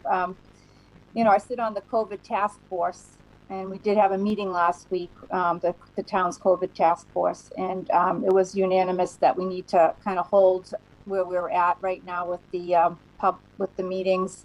I think for town meeting, I think they were in agreement with the decision to still be virtual. I don't know. We got 10 more cases in today, so it's not gone away. You know, we know schools are probably going back in, but then when you look at an auditorium full of people and passionate people at that, I don't know if it's wise inside. I think we need to go by the governor's guidance on it and CDC. So, you know, we're all hopeful. I think the vaccinations, the more vaccines that get out there and the more people, the less cases we have. But we also hear warnings about variants of the coronavirus. So I think it's going to be, let's wait and see. But I agree, everybody kind of misses that in-person meeting.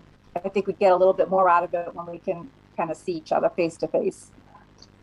I can tell you we were one of the few town halls, many town halls in my Norfolk County group actually for a while had total shutdowns to any traffic coming in and out. And we actually were one of the town halls that were able to remain to some degree open, again, with the consult of people like Janiece and Larry over at the Board of Health under Mark's team to figure out ways that we could at least stay open, even with the split shifts and everything else that we did. So I really have to say, you know, our staff's been wonderful. We did our best to at least continue to try to serve the public. I know, Dave, your point is to try to get to the larger gatherings. And again, as Janiece said, we've stayed in compliance with the governor, but we have pushed it as far as we can to the edge without breaking that compliance. Yeah. Yeah, I just noticed that there's a lot of businesses in town that, you know, work within the guidelines from the governor's office, you know, to say, yes, you can open. Yes, you could have people, you know, working safely, you know, having masks on as a requirement, doing your best to stay 6 feet apart, you know, that there must be a way that you can, you know, kind of ease into a situation that makes it so we can get back to regular business. It's directly based on number of people per space.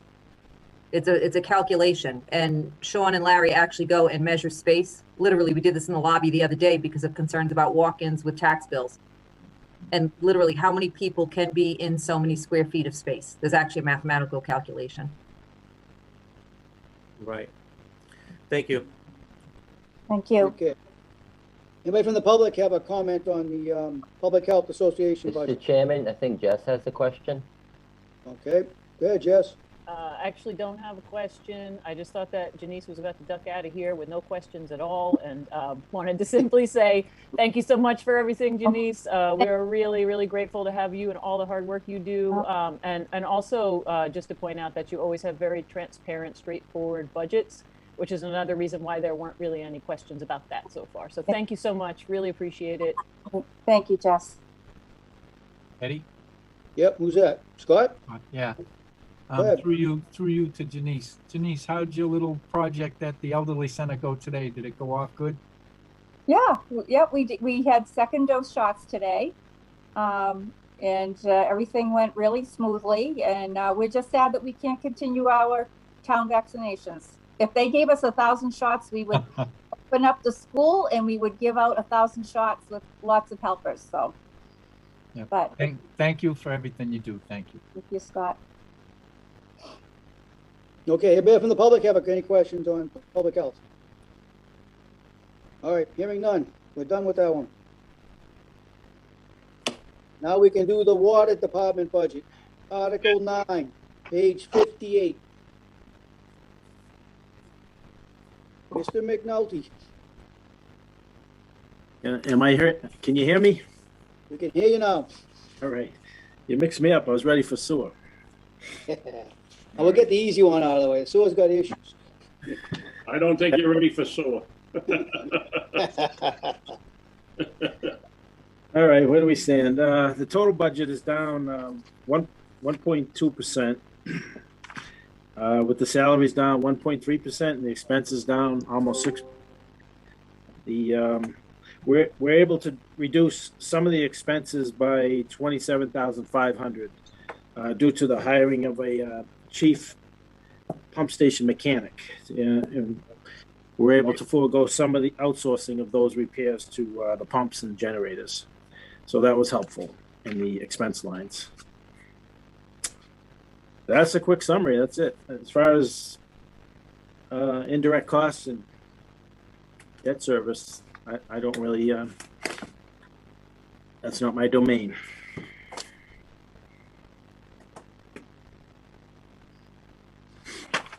Just a general question on water in general.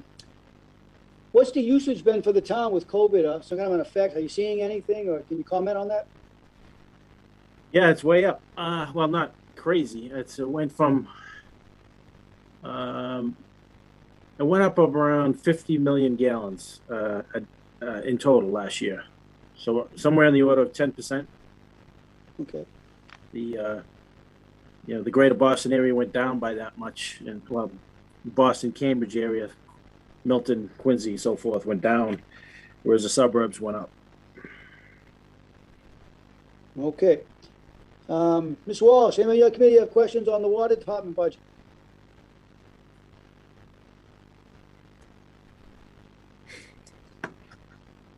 Anyone? Nope. They're shaking their heads no. Thank you, They're all Mr. Chair. set? Okay.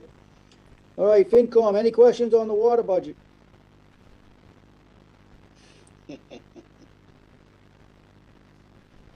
Quick question there, Ed. Sure, Elliot, go ahead. I still got Diane Dolan's old screen there. Should we take it down? Yeah. Diane, if you could, you just take that down, that'd be great. She's mooted. There we go. Okay. Sorry, I took it down. Thank you. All right, Elliot, what's your question? That was it. That was just one all of right. the. Thanks. Okay. Anybody else? Yeah. I got a couple then. Where are we on, oh, you want to go, Dave? Go ahead. Yeah, it's up to you. If you No, want yeah, to recognize general me, I stuff. will. Yeah, I was looking at, as I was doing some research earlier in the year on some of that DLS work. There was an interesting thing I discovered from other towns and cities, is that they put together a policy. Now, we're not a policy. I'm not talking about us making a policy. I'm just talking about policies that other places have done, in which their enterprise funds like water, sewer, and other critical infrastructure type enterprise funds would be X number of months of where there's a balance available that covers X amount of months of operating those departments. So if you needed, 3 months would be like a typical town would say, do we have enough money in our account to sustain 3 months of operating if there was something, a catastrophe in water of some kind? That is there enough to do that? Do we have like a sense of how much is in the pot and how many months we could sustain operations with that amount of money? Is my question. Is that question for me, Dave, or anybody? Well, it could be if that's an area that makes sense for you to cover, sure. Or town manager or Mary Jane, either one. I'll start. There are regulations on how to manage enterprise funds. I can't give the specifics off the top of my head, but you should be a break even at least, and then you should be carrying some retained earnings, as you're kind of alluding to, for emergencies. The goal would be, but you can't have an endless supply of emergency retained earnings. I mean, you can't have 100 million out. It's some portion of your regular budget. It's limited by that. But so that really some of these articles I'm putting forward now, or that last year or the year before, could possibly come out of retained earnings. $1 million or two type jobs, water main jobs, tank painting, things like that. That's what it's there for. That's ultimately my goal, is to get there where we're in the black, and then we have a retained earnings to address, meters. Yeah, paint, is there a balance carried in retained earnings that can be measured in how many months of operating? They don't put it in terms of months. They put it in terms of a percentage of your budget. Percentage of budget, okay. So if this budget, say, 5 million, you can't have 5 million in retained earnings. You could have $1 million or two, for example. Something that order of magnitude. Okay. You could buy trucks, things like or whatever whatever comes up. Okay. So not everything would have to go through town meeting. Okay. All right. I was just I was curious how you did that, and whether or not it's possible to calculate that. And but I appreciate the response you gave. Thank you. Sure. Anybody else? And I had a couple quick questions. All right, go ahead, Bob. Good evening, Phil. How you doing, Bob? Fine, thanks. Listen, last night, just to follow up, I think you had indicated that we use 2 million gallons of water every day, and as far as water is concerned, and 3 million for sewer. Is that accurate? Yes. Okay. And so when you're using those figures, is that included in the increase as far as COVID is concerned? As we were talking, I pulled out my sheet from last year. We pumped 725 million this year, ending December 2020. The previous year was 663 million. So that comes out to like 9-point-something%. I think I rattled off 10. So I was in the neighborhood. So. Okay. Thank you for that. The other question I had, as far as the meters, we put the commercial meters in. Are those being billed through Munis, through the software? Are they manually being billed, or how are the commercial meters getting billed?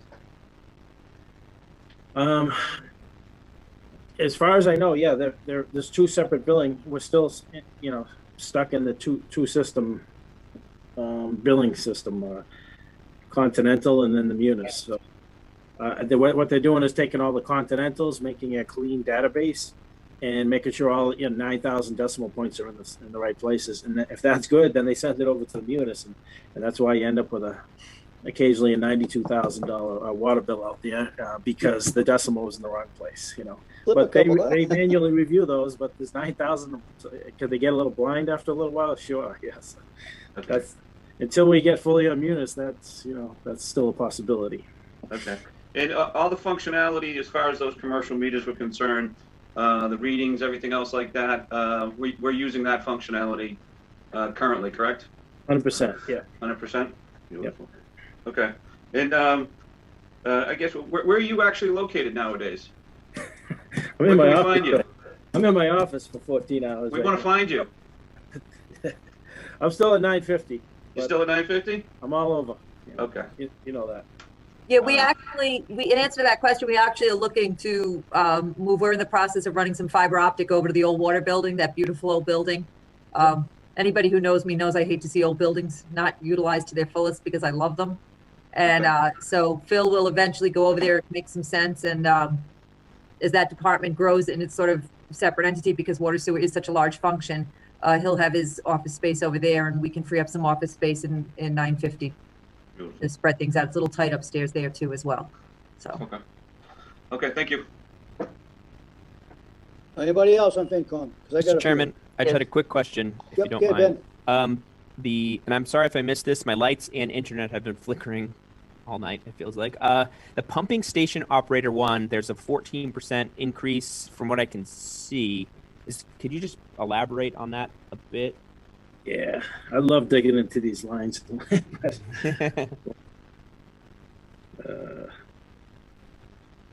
see. 14%. I think it's, as of the Board of Select budget, it's 14.74%.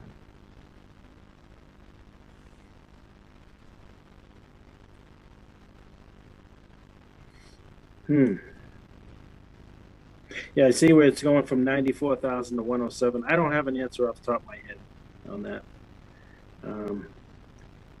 Good catch. I think I believe the answer was underfunded last year, and it's been reconciled. And there was a couple of those actually. I thought you were going to ask me about one I knew, but I don't know about. But could you maybe, if you could verify and just maybe tell Vaughn, and then he can tell us, I'd appreciate by that. I'm sorry I didn't ask about one of the ones you knew, but thank you for the help. Will do. I'll flag it and I get back. Thank you, sir. Thank you. Anybody else? Yes, Mr. Chairman, I have a few questions on this. All right, go ahead. Yeah, I think, by the way, Ed, excuse me, I think Cynthia Walsh is waving her hand to be recognized, but I'll let you finish with what you're doing. I would love to hear a question from Cynthia before I ask anything. Thank you, Mr. Chairman. Okay. Cynthia will try to curb her waving. You all set, Cynthia? You good? Okay. All right, Vaughn, go ahead. Thank you, Mr. Chairman. I have a couple of questions on this. The previous speaker had asked about the newer meters being on Munis, and I had a question. Can people pay their bills online yet, those people that are being billed through the newer system of Munis with the new electronic meters? I understand the electronic meters are in the commercial locations and some residential. That's my first question.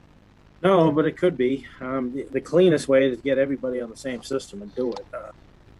But kind of that everyone's balls in the air as it is, so taking on something else that is a little confusing, you know. But it could be done. Yeah. That's one of my questions. My other question is, I know in the past we've talked about the success of the electronic meters in the commercial locations. Is there a way I could get the information that I've been requesting on that for about a year now? Yeah, with all due respect, I mean, the year you've been asking, we've been at half staff. So, you know, to continue the day-to-day operations, and that's a lot of work. Let's face it, it's a lot of work. So I think what Karen tried to give you is a few examples, but I know you want every single one. So it's All right, thank you very much, Mr. Chairman. Okay. Anybody else on the committee? I got a few. Phil, where are we on the well projects on terms of completion, and what's going on with the Greenbrook hookups and all that sort of business? And what happened to our tiered pricing structure from the consultant a few years ago? Is that implemented? Okay, on the wells, Station 1 is about 95% complete. We're hoping 98. You know, we're into testing pumps and chemical feed pumps and alarms and everything else. So that'll be 2 or 3 weeks, and then we invite, once we feel we're ready, we invite the state in to do their inspection, and then they bless everything. So we're within a month or so, 5 weeks, we should be pumping water back out of Muddy Pond, and that'll be 400,000 gallons a day we added.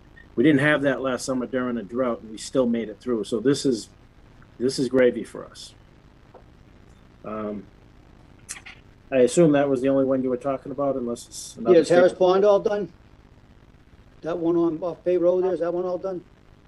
That's Muddy Pond. That's the new station. Oh, all connected, okay. Yeah. What about the tiered pricing? We had the consultant in a few years ago. We were going to do Greenbrook, and then they had to go re-meter and all that business. And then, do we ever implement the tiered price? Yeah. Yes. Yeah. That's been 4 or 5 cycles of billing now. Yeah. All the meters are in, and that's doing its thing. That's Greenbrook 2. That is Greenbrook 1. It's still on the master meters and being charged on the tiers, yeah. Okay. All right, thank you. All right, anybody from the public have any questions? Mr. Chairman, I believe, Mr. Anzavino has a question before we get to the public. Okay. Thank you. Mr. Anzavino. Yeah, Ed, I'm a little confused. Just the response Mr. McNulty gave about over the past year that they've been understaffed. Could you explain that? Because as far as I know, over the past year, we haven't let anybody go or anything. So if everybody's been working, I just don't understand that answer of not having the response that Mr. Anokian's been. Yeah, no, they are not. They are not half-staffed. They are half-staffed as far as who can work from home and who has access to the Munis system from home. So people working from home would be answering their phones and working on whatever they can access from home. We don't have laptops for everybody that have the firewall not down. In order to do that work and get all of those numbers compiled, that would have to be done on site or with someone who had Munis access from home through the firewall. We have not been at half-staff. All right, maybe I misunderstood the answer. Yeah. Okay, anybody from the public have a comment on the water department budget? All right, hearing none. We'll go on to the sewer department budget. Article 8, page 55. Okay. So this budget, the major impact to this budget is naturally due to the MWRA line item increase of $250,000, which we talk about all the time and beat to death, including last night on the I&I stuff. That's the purpose of the I&I, to keep that number down, and there it is. I'm talking about it again. So the total budget increase is 5%, roughly, and the MWRA line item accounts for about 3% of that. The remainder of the budget, all other lines included, is 2% of it. So you can clearly see the impact just from those simple numbers. The salaries are increased by about 2.3% with some minor reorganization of personnel and reconciling of the project engineer who was missed from last year's budget. The expenses lines in total went up about 3%, but would have been down 1.2% if not for the MWRA increase. So it's really, the increases you see, if I'm repeating myself, it's because of the MWRA line item. Similar to the water budget, with the recent strategic hiring of a chief pump station mechanic, we're able to reduce some of the repairs and maintenance and generator maintenance lines by about $42,500 because we're able to defer outsourcing of those repairs. So that was helpful. And once again, the indirect costs and debt show increases respectively.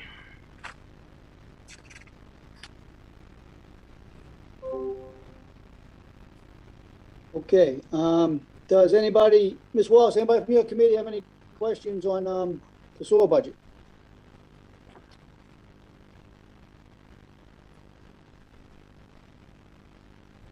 Anyone want to wade into that?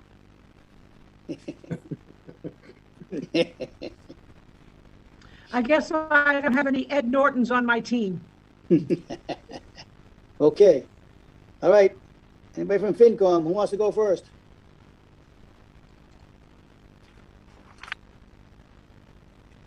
Oh.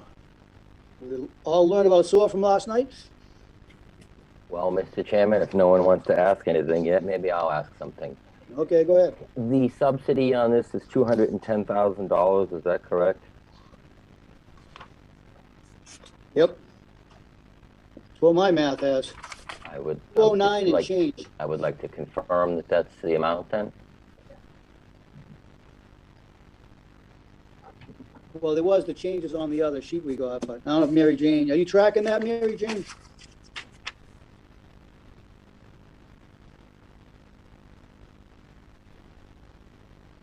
So I have a copy of the budget and it has 144,087. Yeah, that was the starting point. And then we got a new summary sheet with the change, the MWRA, and a whole bunch of other things. Which Mr. Rowe sent out at 3:10, March 10th. All right, I'll save you the map. We started the 144 per bill sheet on 310. There's a bunch of plus minuses. Everybody got the sheet to get to our budget deficit of the 524. The net of all those changes is negative 65,642, which gets us to a negative 209,729 is where we are today. So that's in large part to the additional debt service on there, is that correct? And an increase in MWRA fees, is that what was said earlier? I would say yes, that is the most of the drivers of that negative number. Right. Have you heard a response back from the select board as to if they will be having a hearing to adjust the sewer rates on that in order to close this subsidy gap? I asked to request to have them have a hearing on it. The board chair said they would try to work it in. However, the board chair is resigning, so I don't know its status. Thank you very much, Mr. Chairman. Okay. Anybody else? Maybe Phil would just rather talk about I&I. I'll just have Right, I got a question. Speaking of I&I, do we have I got a question. Speaking of I&I, do we have the list of what we received in I&I fees for the houses and commercial buildings? And do we have a list of the waived I&I fees that we talked about last night? Waived. Yeah, we talked last night about getting a list of the fees that have actually been collected for, I think Yeah, $30 per bedroom. And yeah. Mary some Jane, other were you able to find that, that spreadsheet that Bill has on I&I fees collected? I saw the spreadsheet, what we have had in the annual town meetings. I was looking for the information, what we've collected in the I&I fees for the various buildings that are built in the town. I understand it's like $330 or something for a bedroom. Yeah, per bedroom or something. For commercial buildings. I was wondering if we have any information what's been collected on that for various buildings that have been put up. And if we also have a list of waived I&I fees for buildings that have been put up. We talked about this last night. I didn't know if we have any more information. Thank you, Mr. I don't know. I know there's a fund for this. It's Bill has it. I don't know if Mary Jane can find it, but it comes. It's out there. It's generated at the engineering department. So a lot of the permits come in there for the I&I, for the sewer permits and the houses and stuff. Right, We tried to get you everything you asked for inside of 24 hours, but Mary Jane was flat out today running numbers, and as Mr. Carrara points out, that actually is a cross effort through engineering that we would have to gather that. We'll get it. No, he keeps track of it. All right. As far as the other things like the percentage of line pipes and I added line manholes for that matter, that's in the works, and we're also looking to add that information and put it all on GIS. So that's in the process, but it takes more than 24 hours. So. All right, Rob, I got a question on the. Anybody else got a question? All right. The calculation for the short-term interest debt calculation that's on this budget, the 236,000. How did we arrive at that number? I mean, can we tweak it? In other words, it depends when you take the money down. And can we use some time for a couple of months so you can stretch it out? We can cut it a little bit, and then when you take down the money, you pay it back. Well, we cut that initially when we even saw the grant money that we had coming in. So that had been a little higher going in. We cut that once. I think it was in around 300 and change. When we got the grant money, we figured we could reduce that interest number a bit. I'm not sure. That would be a Mary Jane or a Bill question. I don't know if Mary Jane and Bill have discussed this at this point. I think we were at the point where we felt that was as low as it could go. I'm not sure we wanted to float that down anymore. Mary Jane, did you hear any more from Bill on this? Or you have any thoughts on it? I can certainly add it to the list for when Bill returns. I would be concerned with committing on something like that, Mr. Trunfio. I know Bill had brought that down as low as he thought we could go with it. Well, I'd like to see the math. There's did Paul calculate? I mean, it's based off, is it the 6 million or the 3 million times X percent? You get some number. I mean, it's not that hard to figure out. Yeah, and that was calculated based on the 2.5. I know we have another 350 in EPA grants. I don't think that's been accounted for, but it won't be a huge difference Yeah, on I that. can do my, yeah. But yeah, it's about 2.8 million off the top that's coming in grants that we don't have to borrow. So, you know, we look at the base number of the project minus 2.8 and then the math times the interest, but we can get you that number recalculated. Okay, and do we have any news on the second grant? Yeah, with 300, it looks like $350,000 on that. Unfortunately, with the change of administration, it looks like they reallocated a lot of that. And we were sort of, it was indicated to us that we were looking at, you know, $1 million or 2 million. And then we get a call, you know, 2 months after an administration change that it's now 350,000. But, and I have to tell you something, it's been probably 100,000 of work in man hours, person hours to get that 350. Mark and Craig have absolutely had to comply with outrageous regulatory documentation, and it's crazy. But it's 350,000 more, so we are at pretty much more than between a third and a half of that project funded through grant. So, in the new money that just came out, it mentioned something potentially for infrastructure. Yes. Have you had Yes. anything on that, or do you know anything about it? Or? So I did put it on the board agenda. I asked the chair to put it on the board agenda for next Tuesday to discuss the Rescue Act money, because that 2.85 million does specifically reference sewer infrastructure. And it might be an interesting thought to say maybe not all of it, maybe we use some of it to offset revenue loss and some of it to offset. I mean, we could use 500,000 to offset revenue loss potentially, and 2 million to offset sewer infrastructure. And that's going to be, you know, something the board's going to have to look at philosophically and then bring forward. We'll bring forward to FinCom. It's just not something that can happen on my end on an administrative side of the house. Yep. Yeah, the regular CARES money we did, that was day-to-day spending. This is not something I can make, you know, that this really is more of a policy call. Okay. All right. Anybody else? Anything else? Yeah, I had a quick question on that topic of the grant money from the federal side. There was, you know, there's already a phase 1 and a phase 2. I'm wondering how far along phase 2, even though we were pushing it out like a couple years out, but if it's shovel ready or with, you know, the borings or whatever it is that they do to figure out, you know, when something becomes a viable project, how far along is that phase 2? It doesn't make sense to pull it in if there's all this grant money coming in for sewer. Well, I defer to Mark, but there was something really interesting, if I recall, in this federal grant that they didn't want to know about a phase 2, that would have actually precluded us from even getting the federal grant if we had started working on phase 2. I don't know what the nuances were, and I would certainly wait until Mark's on to get into the details on that. But they were very clear that they wanted to see this as a complete project before they would grant it. What their concern was, if you call it a phase 2, they don't see it as a complete project. We really are looking at this as 2 complete projects. We call it phase 1 and 2. But in those grant applications, it was not. It was the Park Street Sewer project from point A to point B. And then we can do another Park Street Sewer project from point B to point C. Well, how far along did we already prepare phase 2 to a certain extent, like, you know, in the testing? Yeah, there's some general planning. I don't know if we've done any engineering boring at this point on that, but Ms. Carr? Yeah, all the borings have been done all the way to the Brockton line.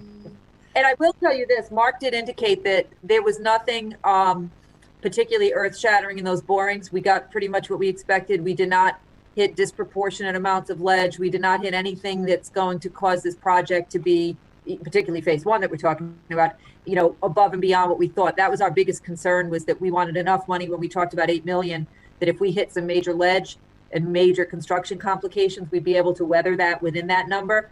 The borings at this point, and again, I don't want to go too far down the engineering path. I am not an expert on this, but I do know that what we did get for information back was that we were in pretty good shape. Well, I guess the reason I brought the point up is that if the stars all aligned, then is there a huge opportunity, if there's infrastructure money coming through the pipeline, where we've already done enough work to be able to move to the front of the line for that next infrastructure grant? That was kind of why I brought it up. Eddie? Yeah, good, Scott. If you know something. I'm one of the members on that sewer committee that Mark had put together, and Cynthia was actually on it too, when she was select person. When they do the borings, when they hit the refusal, the ledge, they sit down and they look at all that topo and they figure out what's the best way to put that gravity sewer in without entering into the ledge if they don't have to. You'll find nodules that'll raise up higher, and that'll have to be cut. They got that, with those borings, they can figure out the amount of ledge that had to be removed. That was in that project estimate. So, they have to separate the two. I knew this question would come up. They have to separate them because you won't get the grants on a phase 1, phase 2, because that would be like our penalty that we weren't going to do it in a proper way. So you split them, and that's why we did that, to save the town money. Oh, that's great to know. That's great to know. I'm also looking. I thought that they're also talking about new infrastructure grants down the road as well. That it seems like they've turned on the money making machine down there. Right, get the press going. Well, they that's like, like to see you expand. That's if they pass it and then we get something, we'll deal with that June or July. That's when it's going to be passed or whatever. So that's a later thing. All right, anybody else got anything? All right, anybody from the public have any questions on the sewer budget? Mr. Chair, Bob Mullen. Yes, Mr. Mullen. 19 Clover Lane. I live in a neighborhood called Tanglewood, which is across central from the YMCA, and there's about 90 or so homes in there. And we're all on, at least probably 95% of us are still on a fixed sewer bill. And my sewer bill is on the fixed bill, which is $303.18 a quarter, or $1,212.72 a year, at least for the time being. Usually goes up every year. I'd like to know how that amount is calculated, since it is a fixed bill. And the condo is $100 less. So, I mean, I don't understand why there's a difference between the condo and a home fixed price. If someone could explain that, I appreciate that.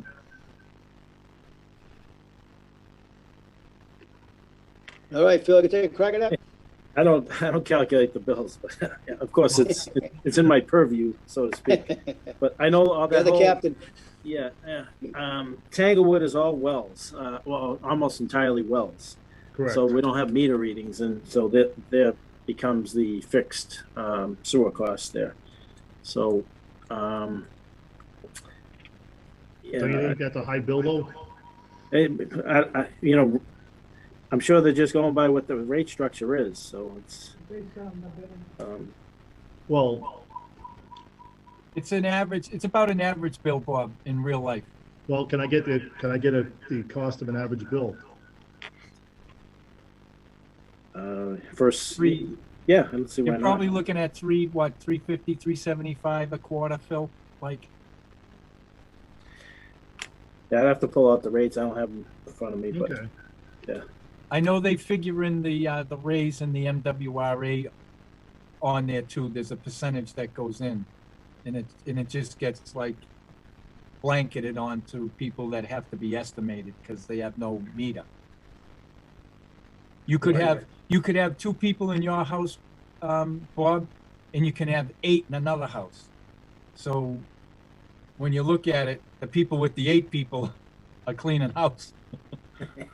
Yeah, but that may be true, Scott. I'm not trying to argue with you, but I think it should be based on maybe the number of bedrooms, where a condo is paying $100 less a quarter. And they could have 6 bedrooms. I only have 3 bedrooms. So why am I being penalized for that amount? That's how I look at it. I mean, I think it's too high. It goes up every year. I'd just like to find out how we're calculating that cost. We're in the age of computers, the digital age. I think it's time to find out how that is backed up with the cost factors. That's all I'm asking. I have all my neighbors complaining to me. I have no problem with, Phil, when you go down to your new waterworks. I just need the address down there so they can all line up. It's. I'm going to go into my. This is a very complex question scenario, because your house, just kind of like Scott alluded to, your house is different than the next house, different than the next house, and the next house could be on water with a meter. So you're all to try to say that everybody. The difficulty is that everybody's not the same. Well, in my neighborhood, let me just explain for you. There's like 1 or 2 different types of houses. Garrison Colonial, which is pretty much all the same. Yeah, I know the houses, yeah, and Ray's Ranches, yeah. Split, So, Ray's Ranches are split. Yeah. Yeah, I've been down there. And they all have curb stops, by the way. The water's sitting right there for you. With the exception of maybe a couple of lots of those 90. I would love for you to join water. I would love and then you'd have a number. Don't forget, the town forced everybody to do wells back then. Yeah. Well, there was a moratorium, yeah. And That's same right. with Hunt Drive and all that. Right. Unfortunately, for the overall water system, those members aren't on the water. It would be helpful if they were. Okay, And I know this- you're not gonna be able to, I know you're not gonna be able to answer it tonight. Maybe I can touch base with you at some other time. I appreciate your time. You got it. Okay. Thank you. All right. Phil, some of the problem down there too is a lot of people have their they have irrigation on the wells too, you know. So Right. And so you get on, Bob. You get on the system. It's going to get exciting. Oh, I'm sure. no, there's a procedure for that. All Yeah. the plumbing has to be separated and witnessed. And Yeah, so right. no backflow issues. Yeah. Right. All right. Thank you all. Yeah. All right, anybody else in the public have a comment on the sewer budget? All right, hearing none. We are done with the sewer budget.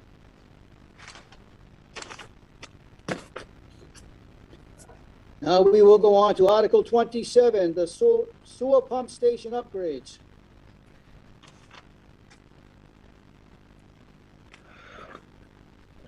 Okay, I guess that's me again. Yep. All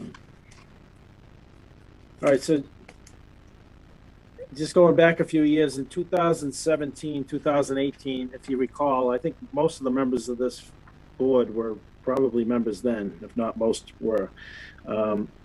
We got a design and construction of 7 of our rehabilitation to 7 of our 12 stations, prioritizing work that needed to be done at Hawesway, Ames Pond, Ledgebrook, Morton Street, Pondview, Turnpike, and York Street. Of the remaining 5 stations, we only had enough money to go so far, so we left out Royal Road, Beaverbrook, and Queen Anne, which are the next highest priority. They were built in the 80s. Royal Road being built in 1983 and the other 2 in 1988. So that puts them in the mid-30s, almost 40 years old by the time if this work were to be constructed. Rehabilitation was chosen over total reconstruction because the buildings and the wet wells are structurally sound and would be cost effective. However, the pumps and generators and controls, HVAC, etc., are reaching their useful life and reliable operation is diminishing. Within the next years, the town will be taking on operation and maintenance of 2, maybe 3 additional pump stations, Kelsey Drive, and the 2 associated with the Park Street Sewer Project. It would be prudent to shore up our existing stations before taking on even more operation and maintenance. And so that's the purpose. They're getting old and approaching their useful life. Of the 3 stations, more than 50%, maybe 60-70% of the cost is essentially due to replacing generators, VFDs, pumps, and motors. So that, you know, the most purposeful part of the project. There's associated other things like repainting and lighting and so forth, but the pumps and the generators are most of the project. We're holding a 20% contingency at this point, which is normal at this point in scoping a project. And the number is 1.175 million. That covers design, bid award, and construction services for an engineer. Not full-time construction oversight, but just 2 days a week. And the construction itself is about $1 million.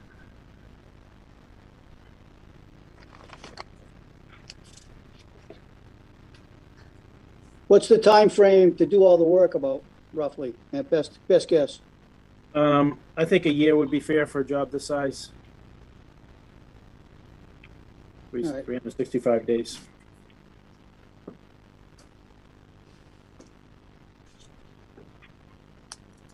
All right. Anything else? Is that good overview? Okay. All right, Ms. Walsh, anybody in your committee have any questions on sewer pump station upgrades? Anyone? Yes. Yes, through you, Madam Chairwoman. Is it, I don't know if I heard this or not, but is this to replace the buildings or just the equipment inside the pump stations? Just the equipment inside. The motors. Okay, thank you. Yep, you got it. Anyone else? I'd like my members to know this is our last article, so when this discussion is finished, we'll be adjourning. So hang in there. All right. Guess you're all set from your committee. Okay, anybody on FinCom have any questions on the? Mr. Chairman, Elliot has a question. Okay, Elliot, go ahead. I wonder if you could tell us, or me anyway, how big the motors are on them pumping stations, horsepower wise. They're not all three are the same, but let's see. One is 10 horsepower. And the other two are 15 horsepower. Thank you very much. Yep. Yep. Anybody else? Just real quick, Bill. So it's just the three stations as far as the article is concerned: Royal Road, Queen Anne, and Beaver Brook. Correct. Okay. Okay. Thank you. You're welcome. Phil, on those pumps, are they grinders or are they affluent movers? They are. Let's see. They're grinder pumps. Okay. Grinders. I think. Yeah. Yes. Royal Rovers. Hey, Phil, this is just a comment. You know, just remember there's a new antique fire engine coming up that can pump water that you might be able to use. Get him primed. Maybe Chief Laracy could use it. I don't know. But that's not renovated yet, Dave, so we need to renovate it. Doesn't work in FY22, Vaughn, is that what you're trying to tell me? All right. Anybody else? All right, Phil, I know, was it last year before, we got some kind of a grant from FEMA on generators or something? Yes. Was that for water or was that for sewer? That was 4 generators on the water side. If you can believe we never had generators on the water side. Those were all for the water. Yep. Okay. And, well, I'm just a little concerned here. This will be a borrowing article, obviously, and we're already running a deficit in the sewer fund right now. We don't know the timing of the sewer project and the interest going away. Has anybody looked at the debt service for the looking forward? Just to see how we can fit it in? How the new sewer would help us, new hookups or anything to that nature, additional fees or? Mark may have some numbers on that. And I think that maybe when we talk about the other article on this, we may be able to get you some answers on that. But Mark may have some numbers along with Bill on that. All right. All right, anybody else got anything on the sewer pump station upgrades? Basic stuff, gotta take care of your equipment. All right, anybody from the public have any comments on sewer station upgrades? All right, hearing none. Mr. Chair, Yes, Ms. Walsh. I'd like to accept a motion from one of my members to continue this public hearing till Monday, March 22nd at 7:15. Somebody say so made. So moved. Somebody say second. Second. I'll call the roll. This is to continue the hearing. Jared? Yep. Cynthia votes yes. Dan? Yes. Yes. Stacy?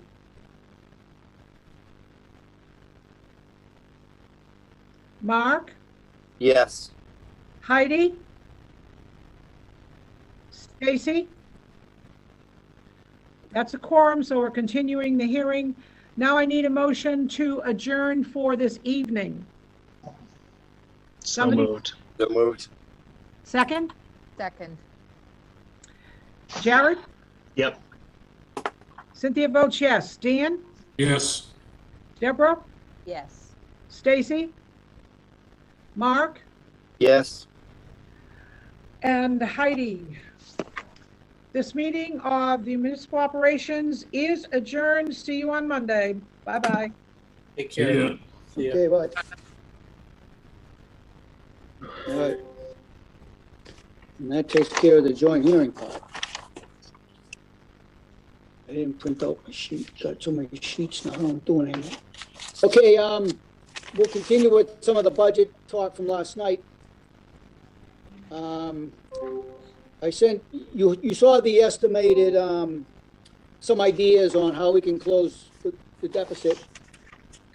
Robin reviewed that today and sent back It's up to you. her best, her look at that and says, okay, we can make this work plus a few other things.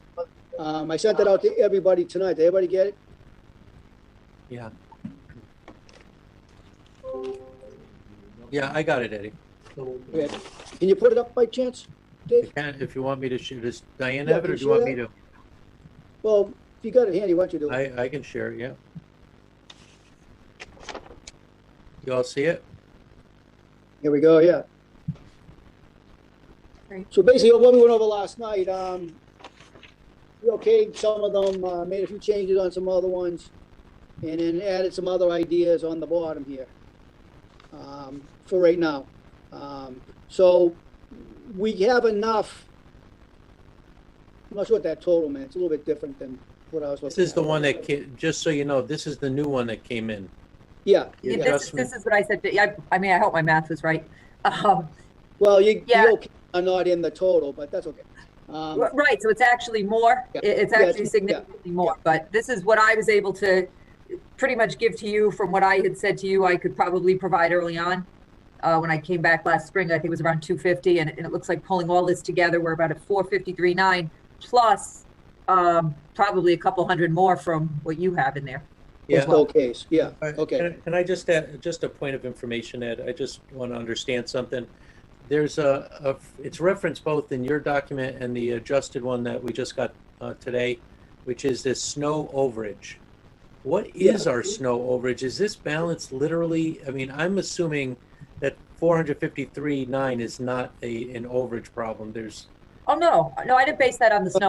No, well, it's called a snow overage and well, balance. basically, that's one part of the budget that's driving the negative. All So right, by when how we, mu- okay, so when let's we ask the scrape question the- then, by how much then? What is the snow? it's around 4.25 right now. 4.25 is the overage. Yeah, we started the budget with 4 in January, and it's a little bit over, but based on the last go-around with Mr., the DPW guy. Can't think tonight. Tom Fitzgerald, Tom Fitzgerald. Mr. Fischel, yeah, it's a little bit higher than 4. It's like 4.25-ish. Assuming, and we don't know about tonight or tomorrow, if anything, maybe we'll get lucky and nothing will happen, but if we have to spend more money, it'll be high. All right, so how much is the deficit when you take snow out? If snow comes out of an overage estimate, then what is the actual deficit without snow? Well, let's see, based on our sheet from last night, it'd be about 524, add 25 more, take out 425, 125. So 125, okay. All right, thank you. And again, Mr. Laurie, I wasn't even looking at the snow when I did this. That happened to be what the document was that Mr. Trump. Oh, no, I'm not being critical of that. I just want to make sure I'm clear. I just wanted to make sure I was clear, that's all. I just want to try to be able to give back as much money as we possibly can, as I assured you we would this year, knowing that our revenues were going to be a little bit off. Yeah, there's no problem with just good to understand. I appreciate it very much.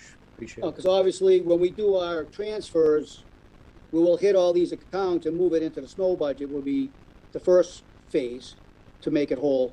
And then we'll move more money to cover some articles that need cash and cover the remaining deficit as where we are as of today.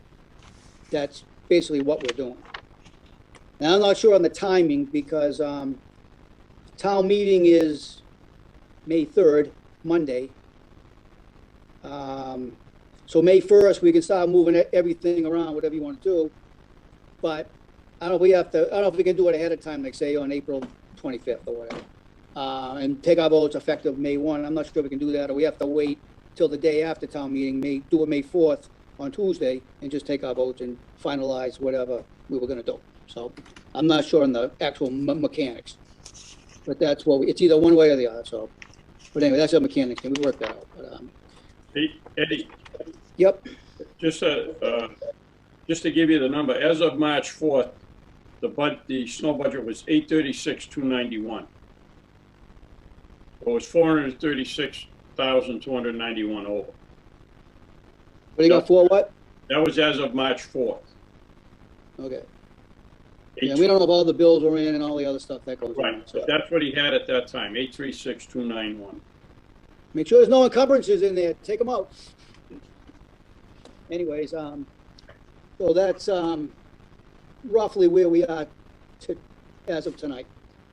So based on looking at those line items and where we are as of tonight, we can scrape these accounts and get enough to cover the deficit as of tonight, assuming the snow doesn't change that much or they don't have $100,000 of bills come in that no one knew about for equipment and blah, blah, blah. But that's where we're at. So we have enough to make this work.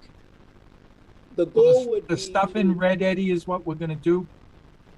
That's what I added today, Mr. Carrara. Any changes or recommendations I made? All right. Yeah, it's a little confusing. Forget about the total number. Well, the four that are listed as okay, that gives you another $190,000. Right. Yeah, you add the okays. So you really have 643,900 is available. Yeah, okay, there you go. That's the math. The total, right. That, and, like you are wanting to say, Mr. Chairman, it's just the math. It's just the math, right. It's only math. So if it stays where we're at, if we don't get any surprises, we have enough to get the budget taken care of. And that's before if the selectmen act on a SOAR request for a rate increase, which would help us reduce the deficit. Or they pass the 50,000 principal reduction from old articles if they ever get around to doing that. That's another potential 50,000 that would reduce the deficit. Or not reduce that, we could reduce the principal in 21 and take that 50 and use it for other things. So we have that working. And then Vaughn sent over the revolving funds today. Everybody should have that sheet. And in regards to that one article, the 66,000 for the lake management, I don't know the mechanics. I know we did it a few years ago. We took money out of revolving funds to pay for stuff or make the budget work. But we should check with these different departments. Maybe we can hit 3 of these budgets and take out the 66,000 to cover that article. It will leave us. We won't have to grab more cash to make it work. Mr. Chairman, is there a reason we can't get the 66 or a good portion of it from the Concom revolving fund that we talked about? Well, we should talk to the Conservation Commission chair and see if he has other ideas. Does he need it? He's on the plan. I don't know. I'm still looking into that. I'm still trying to take a peek at that. Eddie. But look, the biggest here is let me just finish. They're only authorized to spend 50,000 in the year. So no matter how much is in there, they're only authorized to spend 50,000.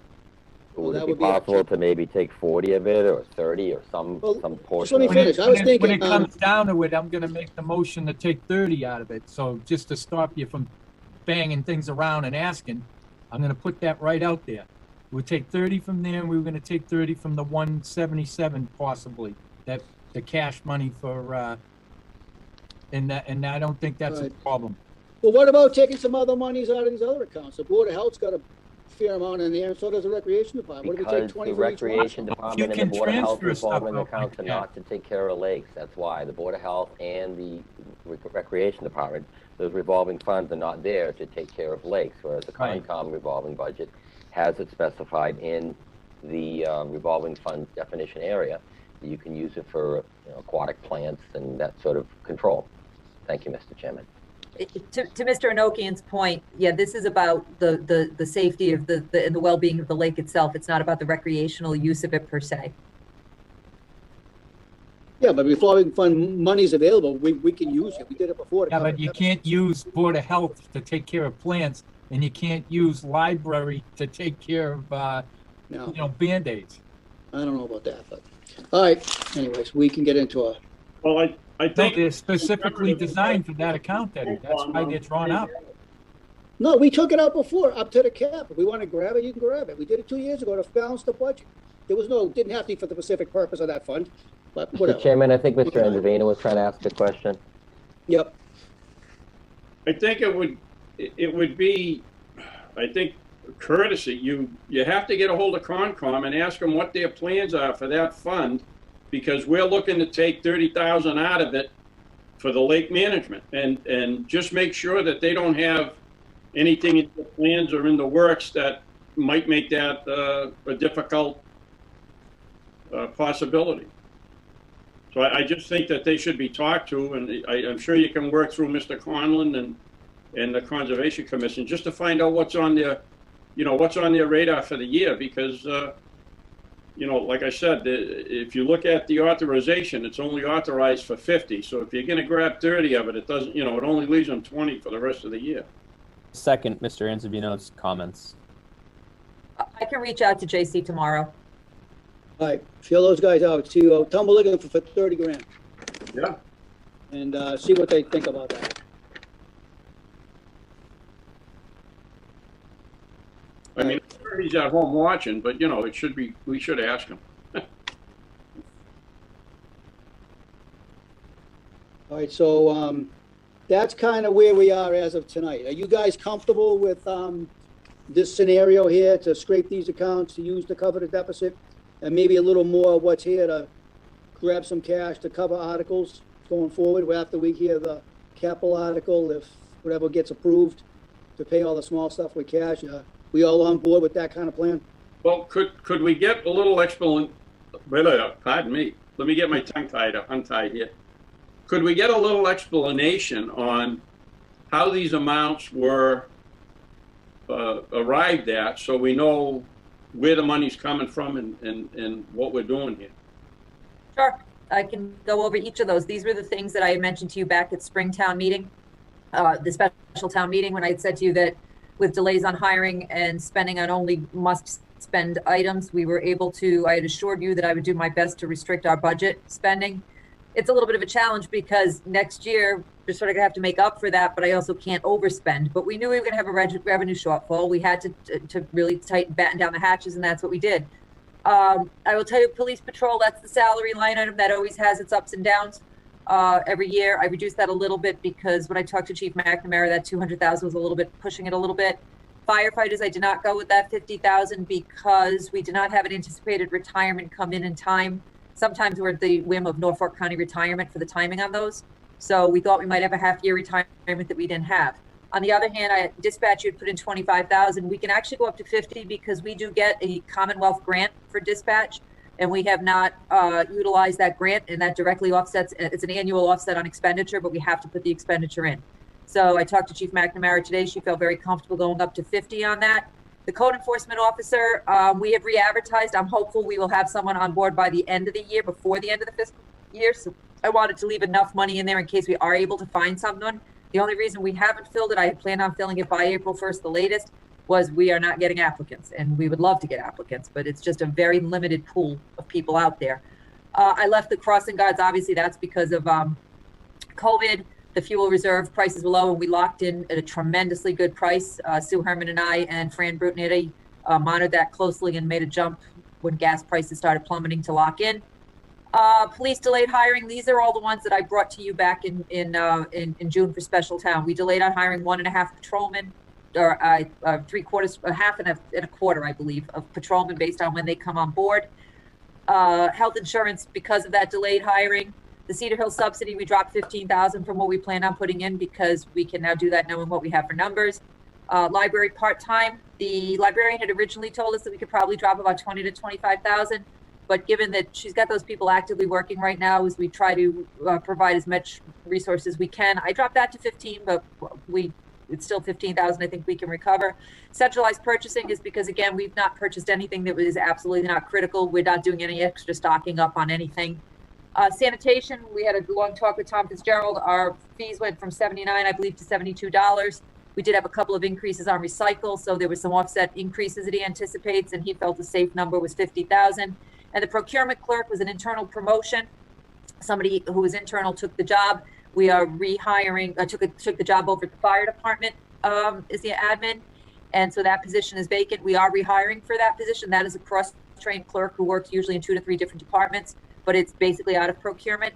And because it's vacant, right now while it's being advertised, we can probably recover about 20,000 there. All right, thank you very much. Mr. Chairman? Yes. I just have a point of clarification. You have 100,000 listed here for the veteran services. Right. We've already put 50,000 as of the February 18th meeting in the list that Mr. Rowe has. I just want to make sure that this is not a duplicate. No, we'll take another 100. We can give it back to him after May 1. We can move stuff around. So if he's short, we can transfer from someplace else. It's just an easier place to grab something. And we may be able, I left that, but given that I've got enough other areas that you may be able to do what you need to do and not hit that, frankly. Right. Hit that at the 50, because that was a double. That was one that the budget team had already accounted for. These are in addition to what those budget team reductions were. Mr. Chairman, I think Jess has a question. Yep. Okay, Jess. Thanks. Quick question on the crossing guards. I know that in that discussion, we had actually talked about adding money for them to give them raises, and I'm just wondering what happened with that and whether or not this 30,000 from their budget kind of eliminates that possibility, or? Well, this is from this current year. Okay. This is this current year. I did not, and I still didn't move to give raises next year for anybody at that point. I mean, as I'm hearing last week, people were still talking about me trying to cut next year's budget, so I didn't make any increases in the budget at this point yet. But certainly going into 23, if things look like the way they will, and again, we're budgeting on those falsely low revenues for next year. But if in reality, if the revenues come in where they should as things start to open up, absolutely, that's going to be a strong consideration. Okay, because I know we discussed that they haven't had a raise in many years, so it's really just an issue of, if it turns out that we have some opportunities, I mean, maybe that still could be taken into account. Sure. Yeah, I don't know why, and last year when the part-timers got the 1.5, I'm not sure why that didn't get applied to that group. And so it probably was more of an oversight than anything, to be honest, because all part-timers last year, the year before I gave nothing to part-time. Last year, I think we gave the 1.5. This year, we gave nothing again. So that I don't know why that group didn't get grouped in as part-timers. I guess I would really like to see whether or not that could get addressed this year then, since they're falling behind multiple years, by the fact that if it should have happened before, that's it adds up over the years. And so if it's possible to still take account of that, I think that would be a good thing to do. Thank you. Well, we could, we could do the math instead of taking the 30,000. If we did the 1.5 applied for this current year, where they got the 1 point, where everybody got it, just retro to because it's a minimal amount because they didn't do a lot of hours. I could actually apply it this year, probably very affordably. That's what I'm thinking. I think it would be a really nice gesture, and it wouldn't have a major budgetary impact. Yeah, so we'll recalculate what a 1.5 would have been this year based on the number of hours that they actually worked, and I can come back to you with a number on that. Eddie? Yep. Yeah, Scott. I spoke up on this, and I forget, I got it written down, but I think it was like 5,500 was going to give them, I don't know if it was 300 or the 11,000 gave everybody 300. So it isn't a lot, I don't think, to look at, but I do think they deserve something. I mean, there's other raises that have been, calculated in that at way, one of them could take care of these people right out. And nothing mean or anything like that, but you got a group that, like the town manager says, is missed, and I think it can be made up. I mean, I would hope it would be looked at, please. Yeah, it was real short money, Scott. Real short money. Yeah. But I think it averaged $20.33 an hour, and there was roughly 31 hours a day in coverage, and that was doing the normal. I actually wasn't looking at adding money to raising the hourly rate, because then that does something else. I think like a one chunk sum would have been right. It was, and it was short money. It was short money. Right. Thank you for bringing it up, Jess. I have a question, Ed. Hey, Dave, go ahead. Yeah, to the town manager. Now, we spoke to the school department when they were here, and they were offering an unused article with those, was it the locks on the doors, the 177? Yes. And in this exercise, we're looking at the operating budget as opposed to capital on an article type thing. Has the schools mentioned anything about taking a look at scraping their budget for any potential contributions to this problem, or? No, the only thing I've heard is possibly, I think $15,000 in some special ed line item. Dr. Marcus mentioned at one point. I haven't heard more. What I will say is the schools are receiving $185,000 this year and already received 92 and change of it, like this week. So I'm hopeful they will take a good look. And again, I don't want to supplant per se and create a structural hole, but given again that we are on falsely low revenue, if there are things that they're buying that will, or using that money for, that will, be able to do some offset for this year's expenditures, I'm hopeful that they will be able to go back to, I am hoping that they're going back to the table right now, given that they've got $185,000 coming in. Even if some of it goes into next fiscal year, at least 92,000 of it they have in hand literally right now. Okay, just wanted to see if that conversation is still taking place or not. It is, I can't speak to that. I would assume it would be, but I can't speak to that. All right, thanks. Anybody else? All right, so as of like tonight, assuming the snow don't get that much worse and nothing else pops up that we don't get a surprise, we can sort of make it work here to cover the deficit with a combination of this stuff, maybe the conservation stuff, whatever, and maybe scrape up enough to get enough cash to pay for all the small stuff for the articles. So that is going to be the plan. Once we firm it up and we know the exact numbers, then we'll tentatively vote to cut these line items for transfers on May 1 to clean it up. Which brings us to next week. We will be going through all the rest of the articles on Wednesday and Thursday. As you all heard the selectmen last night, they're going to pull the fire station article. And that leaves, we're going to do, Robin, any update on contracts? They're scheduled for next Thursday, the 3 contracts. Yes, I am very hopeful. I don't want to divulge too much. I'm very hopeful that I will have a SPAEA contract in front of you next week, if not others. But at minimum, SPAEA looks like it will be in front of you. Okay, so we'll have something to talk about. Yeah. Okay. All right, so the plan will be to take some votes, maybe that Thursday on some stuff. Maybe you vote all the small articles, just clean them all the little stuff you usually do. And then the following Wednesday or Thursday, 3/31 or 4/1 is 4/1's our drop dead day. Everything's got to be done, processed, voted, balanced, end of story day. Well, that leaves us the day before to clean up whatever we need to finish off the Wednesday. And that's where we're going. And we'll hear all the capital articles. I think it's next Wednesday, the big capital article, all the stuff that's in there, which you've already seen or talked about anyway, some of it. All right, that is kind of the outline for where we are on the budget and where we're going. Anybody got any general questions as of tonight?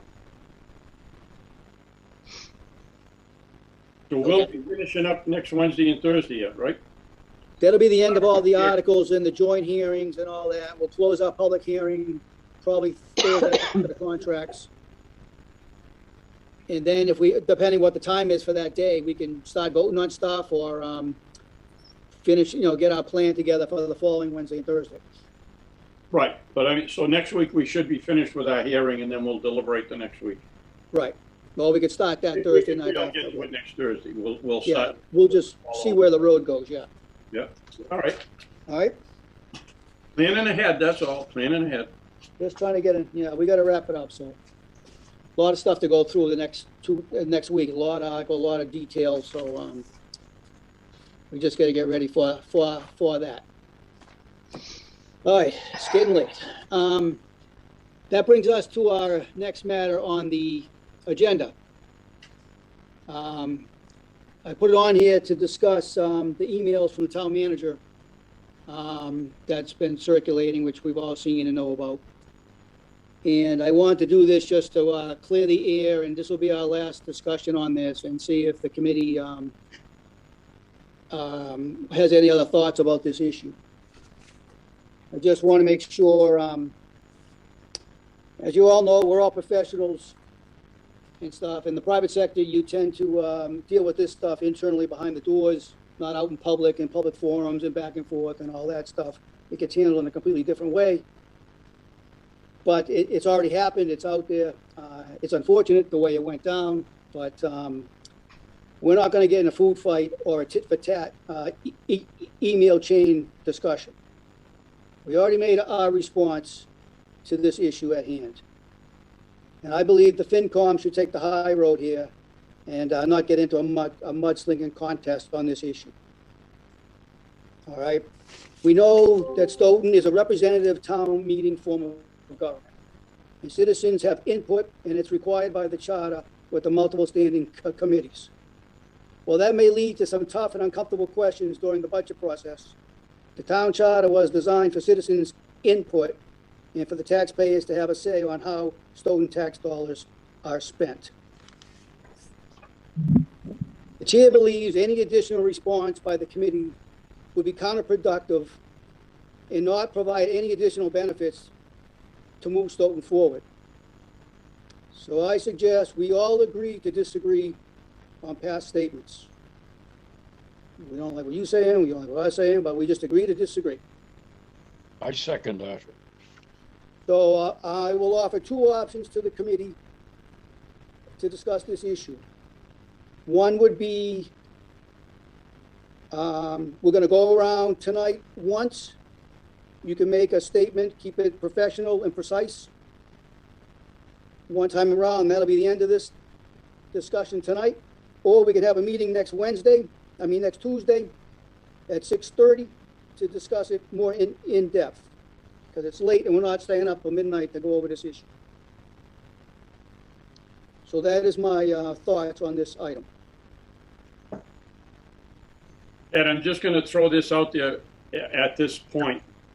I don't see next Tuesday as being a real option if you want the town manager to be involved, because the selectmen have already said they're going to be meeting next Tuesday, and by her responsibility, she's required to be at the selectmen's meeting. So I think we really, if there's things to be said, I think we should say it tonight and, get it all off our chest or what have you. And then, as you say, let's move on from here. It's spiraled out of control as it is, and it's not going to do us any good. I agree with you. It's not going to do any good to go back and forth because it won't end. So that's just my suggestion. Hash it out tonight, get it off your chest, and then we'll move on and let's get things moving. I agree with you. We'll take the high road, be the professionals, and we'll take it from there. Just my thought. So Andy, I had my hand raised. If we're going to go around the horn, let's limit it to like 30 seconds. All right? Seriously, I think we made our position clear. Robin made her position clear. I would like to drop this. I entirely agree with what Ed just said. Let's agree to disagree. we're all people of good intentions with the welfare of the citizens of Stoughton in mind. So, you know, I think, you know, would better if everything had been handled internally, and maybe the finance committee and Dr. Grimm could have issued a joint statement saying something like the discussion, you know, had nothing to do with layoffs. You know, we were just concerned about future budgets and that sort of thing. But I think we should just drop it. You know, disagreements happen, and there's no point in prolonging it. You know, I like Chief Laracy's ending. He said, let's return to pre-March 4th, just like I'm sure everybody in the country would like to return to pre-January 6th. So I would just like, you know, we're all, like you said, professionals. We're all volunteers. Well, except Robin isn't a volunteer, but she's underpaid, right? But you know, if we're going to do statements, let's do it briefly, please. So that's what I have to say. Okay, was that your statement? All right, That's my more than 30 seconds. Yeah. Okay, you're done. Is everybody okay with doing this, or you just want to move on? I think it's time to move on. I think we should have the opportunity to make statements. I'll go down the list then. I'd like to move on. I'll go down the list. You can say something or not say something. It'll be your choice. Ed already spoke. Bob? Yeah, again, I just, you know, at this point, just I think we just need to move on. We're all professionals. It's unfortunate that the way the event happened, but at this point, it's not going to do us any good going back and forth. So let's just move on. Let's finish this, the finance committee's responsibilities, get on to town meetings, and again, just move on at this point. Okay, Chet? Yeah, I'd just like to say that I don't want this to become like the recall for the select person people and tit for tat for all the other, like planning board, all that crap. Dr. Grimm is doing a great job, and I respect her for what she's doing, and whatever happened. Let's move on. Okay, thanks. Dave? Well, I just think there was a huge misunderstanding, and it turned into a back and forth that was totally unnecessary. I don't even understand how it even got to the starting point where it did. So I think the Finance Committee does a spectacular job looking out for the interest of the town, just like the town manager does. I think the interactions that we have is part of what town meeting's about. So I don't have a problem with town meeting, and I don't have a problem with the conversations, and I just don't understand how it even got to anything like this at all. It doesn't make sense to me, but I'm ready to move on from that statement. That's all I have to say. Okay, Diane? I'd like to move on as well. As a previous person said, I think Chief Laracy kind of hit it right on the head that we need to go back. One suggestion I might make is if we have any issues or Dr. Grimm has any issues, that we just kind of hear ourselves out first rather than kind of put it out there for everybody to hear. That's all I have to say. Okay, Scott? Yeah, I think this is got to end, but I've been on a lot of boards in this town, and there is protocol. If there's a problem someplace, you bring it to the person that's in charge. It gets handled that way, and that way the other person on the other side can sit with us and hash it out. I think the emails hurt the board and Dr. Grimm. I don't know. It's something that was simple, and I don't think anybody is malicious at all on this group.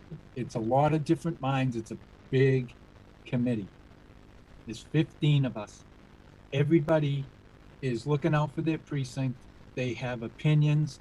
They have different ideas over the money, and it has to be heard. People have to be heard. If there's a misstatement, then somebody can straighten it out. I just think we have to. It's tough. I think we're going through a lot of crap. This COVID thing is killing a lot of people. I mean, it's just. I think we'll let it go. We'll take the high end. I mean, Right, thank you. I'm through. Okay, Ben? Thank you, Mr. Chairman. I guess I'll say, had I only known questions on March 4th were going to spur a flurry of emails and conflict with our Stoughton team here, including Dr. Grimm and Chief Laracy, I think hindsight is 20/20 for me. I learned that not everyone, I think, agrees with the old adage, there's no such thing as a stupid question, for sure. I just want to acknowledge that the concerns that Dr. Grimm and Chief Laracy expressed and their need to respond to sort of false rumors that were happening, I do appreciate that. And I guess I do remain concerned about the reaction following those questions on the 4th. And I guess I'll end like this. I mean, this is my last term, as Mr. Carrera mentioned a few weeks ago, on the Finance Committee. I'm saving my remaining eligible committee years. I think I have 4 left for when I'm older and grayer, and I can boil the blood of a future Finance Committee committee chair and town manager. So fear not, Mr. Chairman, I'm not going to do any crazy motions tonight or anything. I do hope, I guess, in the future that members of this committee will not shy from, discomfort or bend to fear and continue, to do what they're doing and asking difficult questions that uphold our duty as members of this great and honorable body. It's been an honor to work with all of you, including our fearless and intelligent and wonderful town leaders. I guess I'll end by paraphrasing the brilliant John Rock from the other night. If we can't ask questions, what are we doing here? So thank you for your time, Mr. Chairman, and everyone. And I love you all, and go Black Knights, I guess. All right. Jess? Other man, Ben. Thank you, Mr. Chair. I just, sorry, go ahead, John. Quoted, by the way. Put it on the plaque. Put it up in the town hall. Wait till you see the book we write about you, John. John's most famous quote will be, "I move to adjourn." That's true. It's 10:30. I move to adjourn. All right. Sorry, Mr. Rock. It's 10:31, but you did take 2 minutes. I was calculating after your 30-second speech. I clocked you. So I just want to add my strong belief that there should be no restriction on the free and open discussion. And I just think that no line of questioning should be off limits unless our chair determines that we're wandering too far beyond the scope of an issue under deliberation. I know for myself that I frequently veer toward the philosophical domain. And I think it's really important that philosophical questions not be deemed off limits. I believe it's within our purview to understand the philosophy or the strategy, if you want, behind the financial decisions being made in order to be able to adequately assess the line item decisions and the costs themselves. So I know I often, for instance, ask questions that can be traced back to 2 main concerns. One, are the decisions consistent and equitable? And 2, are they privileging those who are better off at the expense of those who are more vulnerable? In every instance, I'm making my inquiries out of a commitment to the principles of equity and fairness and to an ethics of care. So I don't think those types of questions should be off limits. And I imagine that many members of the town would be interested in taking account of such principles when determining how their tax dollars are being spent. And I know many other members on this committee prioritize different values than me, and they're asking their questions based on those priorities, which I think is really great, because I think we'd be worse off if we were only allowed questions that happen to align with values of the people who happen to be in town leadership at any given moment. So I just submit that no questions related to town finance should be off limits, and that we focus on how we ask our questions and how we respond to them, not which questions we can and can't ask. And I just hope that in all of our disagreements, we'll be able to prioritize treating one another with civility and respect. Thank you. Okay, thanks, Jess. John Anzavino. You know, I have a hard time saying my name in 30 seconds, but I will try and be as brief as I can. You know, I agree to some extent that we need to put this behind us and move on, but as they say, you can't unring the bell. And I believe that this particular issue spiraled out of control very quickly. I honestly believe the emails were more damaging than what I considered innocuous questions that were asked on the night of the 4th. My preference would have been to have the town manager even come back to the chair and say, we have an issue and I think we need to discuss it. I would have preferred it have been done that way. I understand the need to address issues that may come up if there are rumors out there that are running rampant. I understand how that has to be addressed, but I do wish it had been brought to the committee or at least to the chair to handle that. I'm more than willing to just, move on and let's get our business done. I truly enjoy working with this committee. I think having the 15 people not of like mind is what makes this committee is such a good committee to work on. You see very, very various ideas, points of view, perspectives. I know I don't politically line up with a lot of the people on this committee, but I love listening to them and hearing them because you have to be open-minded and you try and be objective to hear the different views because we all have personal biases, right? We all learn that. You have them whether you know it or not. And that's why I enjoy this committee because you have such a diverse group of people in how they think and the questions they ask. I think they're very thoughtful, and I think we try and do the best we can for the residents of this town, as the staff. I'm not saying the staff doesn't. Don't take that the wrong way. I think everybody is working, in the best interest that they feel for the town.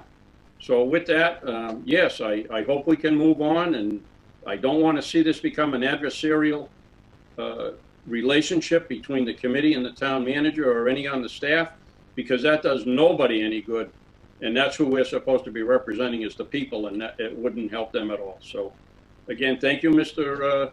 Chairman, for the opportunity to at least get it off my chest, speak my mind, and hopefully we can all regroup and move on. Thank you. Thank you. Joel? Joel, are you here? No? I don't see him in the list. I think he's gone.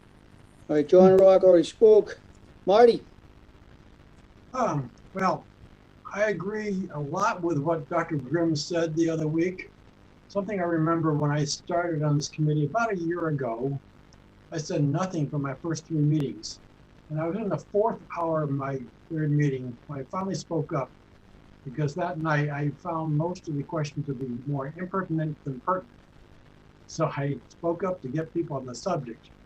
So at times we veer off track and we have to think about maybe not what we're asking, but how we're asking. Word things in a better light, help everyone. That's it. All right, thank you. Elliot? You still here, Elliot? I'm still here. I think what happened is we had a mutual misunderstanding, and now at this point we have a mutual understanding that nobody is perfect on either a committee of 15 or town manager of 1. So I think we should let the matter rest and move on. And I thank everybody for their inputs up to this point. I think all points were valid to one extent or another. Thank you. Okay, Vaughn? Thank you, Mr. Chairman. I don't have a prepared speech or anything like this, but overall, I'm very proud of the work that we do in the Finance Committee. We represent the residents, and there's a wide group of people here. People talk about the size of the Finance Committee, but I think it's important because it brings together lots of people, different backgrounds, different mindsets, that sort of thing. And it opens up lots of different questions, which I think is important because of our role is to look at the budgets of the annual town meeting and special town meeting, many of those we might have. And I think these questions are important. And I don't think that the Finance Committee should stop asking important questions. Some of the questions we ask are tough questions. I understand that. That being said, I mean, it's like the previous speaker said, we need to continue asking the tough questions, and we'll move on from here. this committee shouldn't be silenced. The finance committee that is silenced is a residence of silence. So thank you very much for the opportunity, Mr. Chairman. I think we need to just kind of move on. There's no point replying back and forth on this any longer, and we'll all work together and get this thing done. Thank you very much. Okay. Enoch, you still here? Yes, I'm here. Thank you, Mr. Like, Chairman. like a comment? Yeah, I think I don't echo what everyone said. I think a lot of the questions are important. I need to be asked. Sometimes it can be tough, but sometimes those questions have to be asked. And just want to say that we should probably just move on. But I do appreciate discussing this. And, appreciate everyone kind of putting their input in because I think it is necessary for those. Thank you. All right. Thank you. Joel, you still here? You gone? All right. Guess he's gone. Dr. Grimm, you still here? Oh yeah, you can't get rid of me that easy. Would you like to make a comment? Yeah, absolutely. First, I want to address Ben. Ben, there is no stupid question. Absolutely not. There's no stupid question. Whether or not I think a question's appropriate for this committee is another story, but there is no stupid question.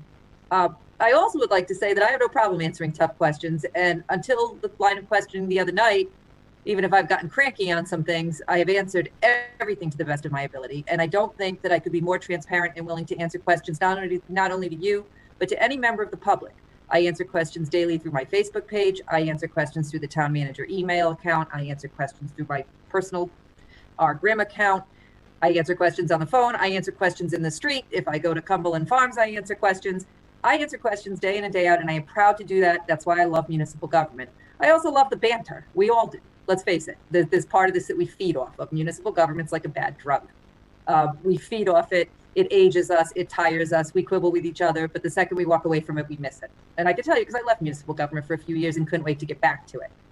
I have never worked in a town where I have not had tough questions asked of me and have always taken pride in answering them. In fact, it feels good when you can answer the tough ones. But I will say that when I took the oath that I did in November of 18, it was to uphold the charter. And the spirit of that is to do everything in the best interest of the people of this town. And every day, that's what I wake up and I do my best to do. Some days better than others, like any of us at all of our jobs. That being said, when a line of questioning results in a morale problem, I have to take a position that is stronger. Now, you may all disagree with how I took that position, and I understand that. But I have to take that position to protect my team. And whether it's members of my team who get along with me, don't get, it doesn't matter. They're members of my team, and I have an obligation to protect them. And when I'm getting calls from labor unions, when I'm hearing buzz around town hall, I have to respond.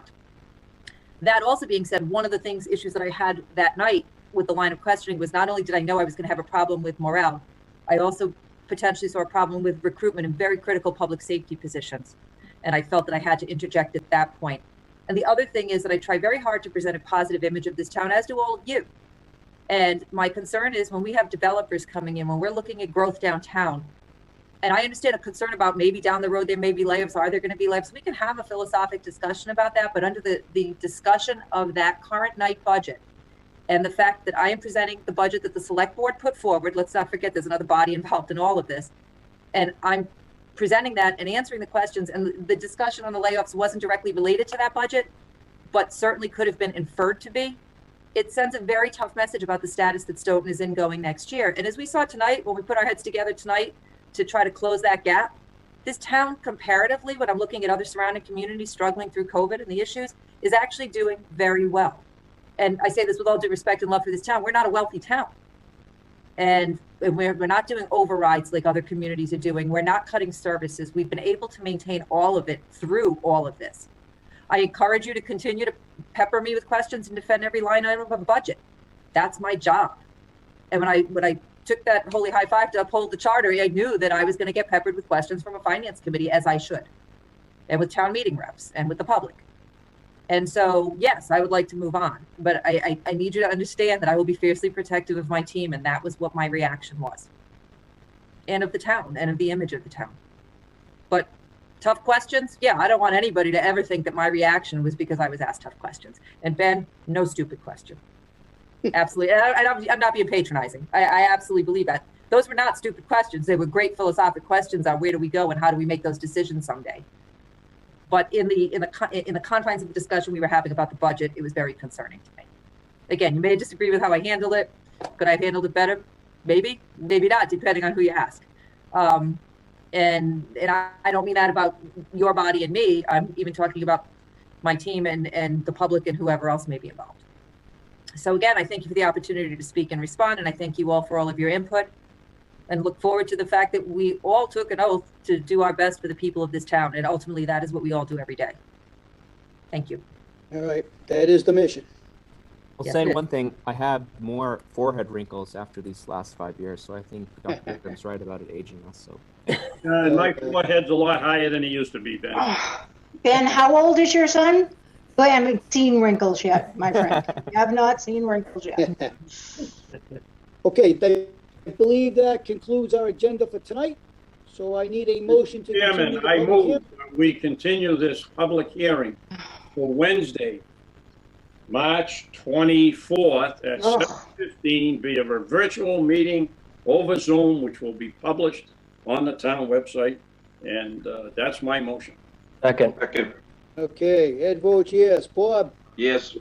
Chet, Yes. Dave, Yes. Diane, Yes. Scott, Yes. Ben, yes. yes, Yes. John Angelino, Oh, yeah. Joel, Mm-mm. Lee John Rock, You are correct, sir. Marty, Yes. Elliot, Yes, but I think I heard 6:15, but I think he probably said 7:15. 7:15. Clean out your ears. Thank you very much. 7:15. Vaughn, I did. Aye. Enoch.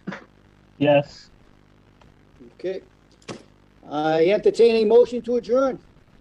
Motion to adjourn. Second. Ed votes yes. Bob, Yes.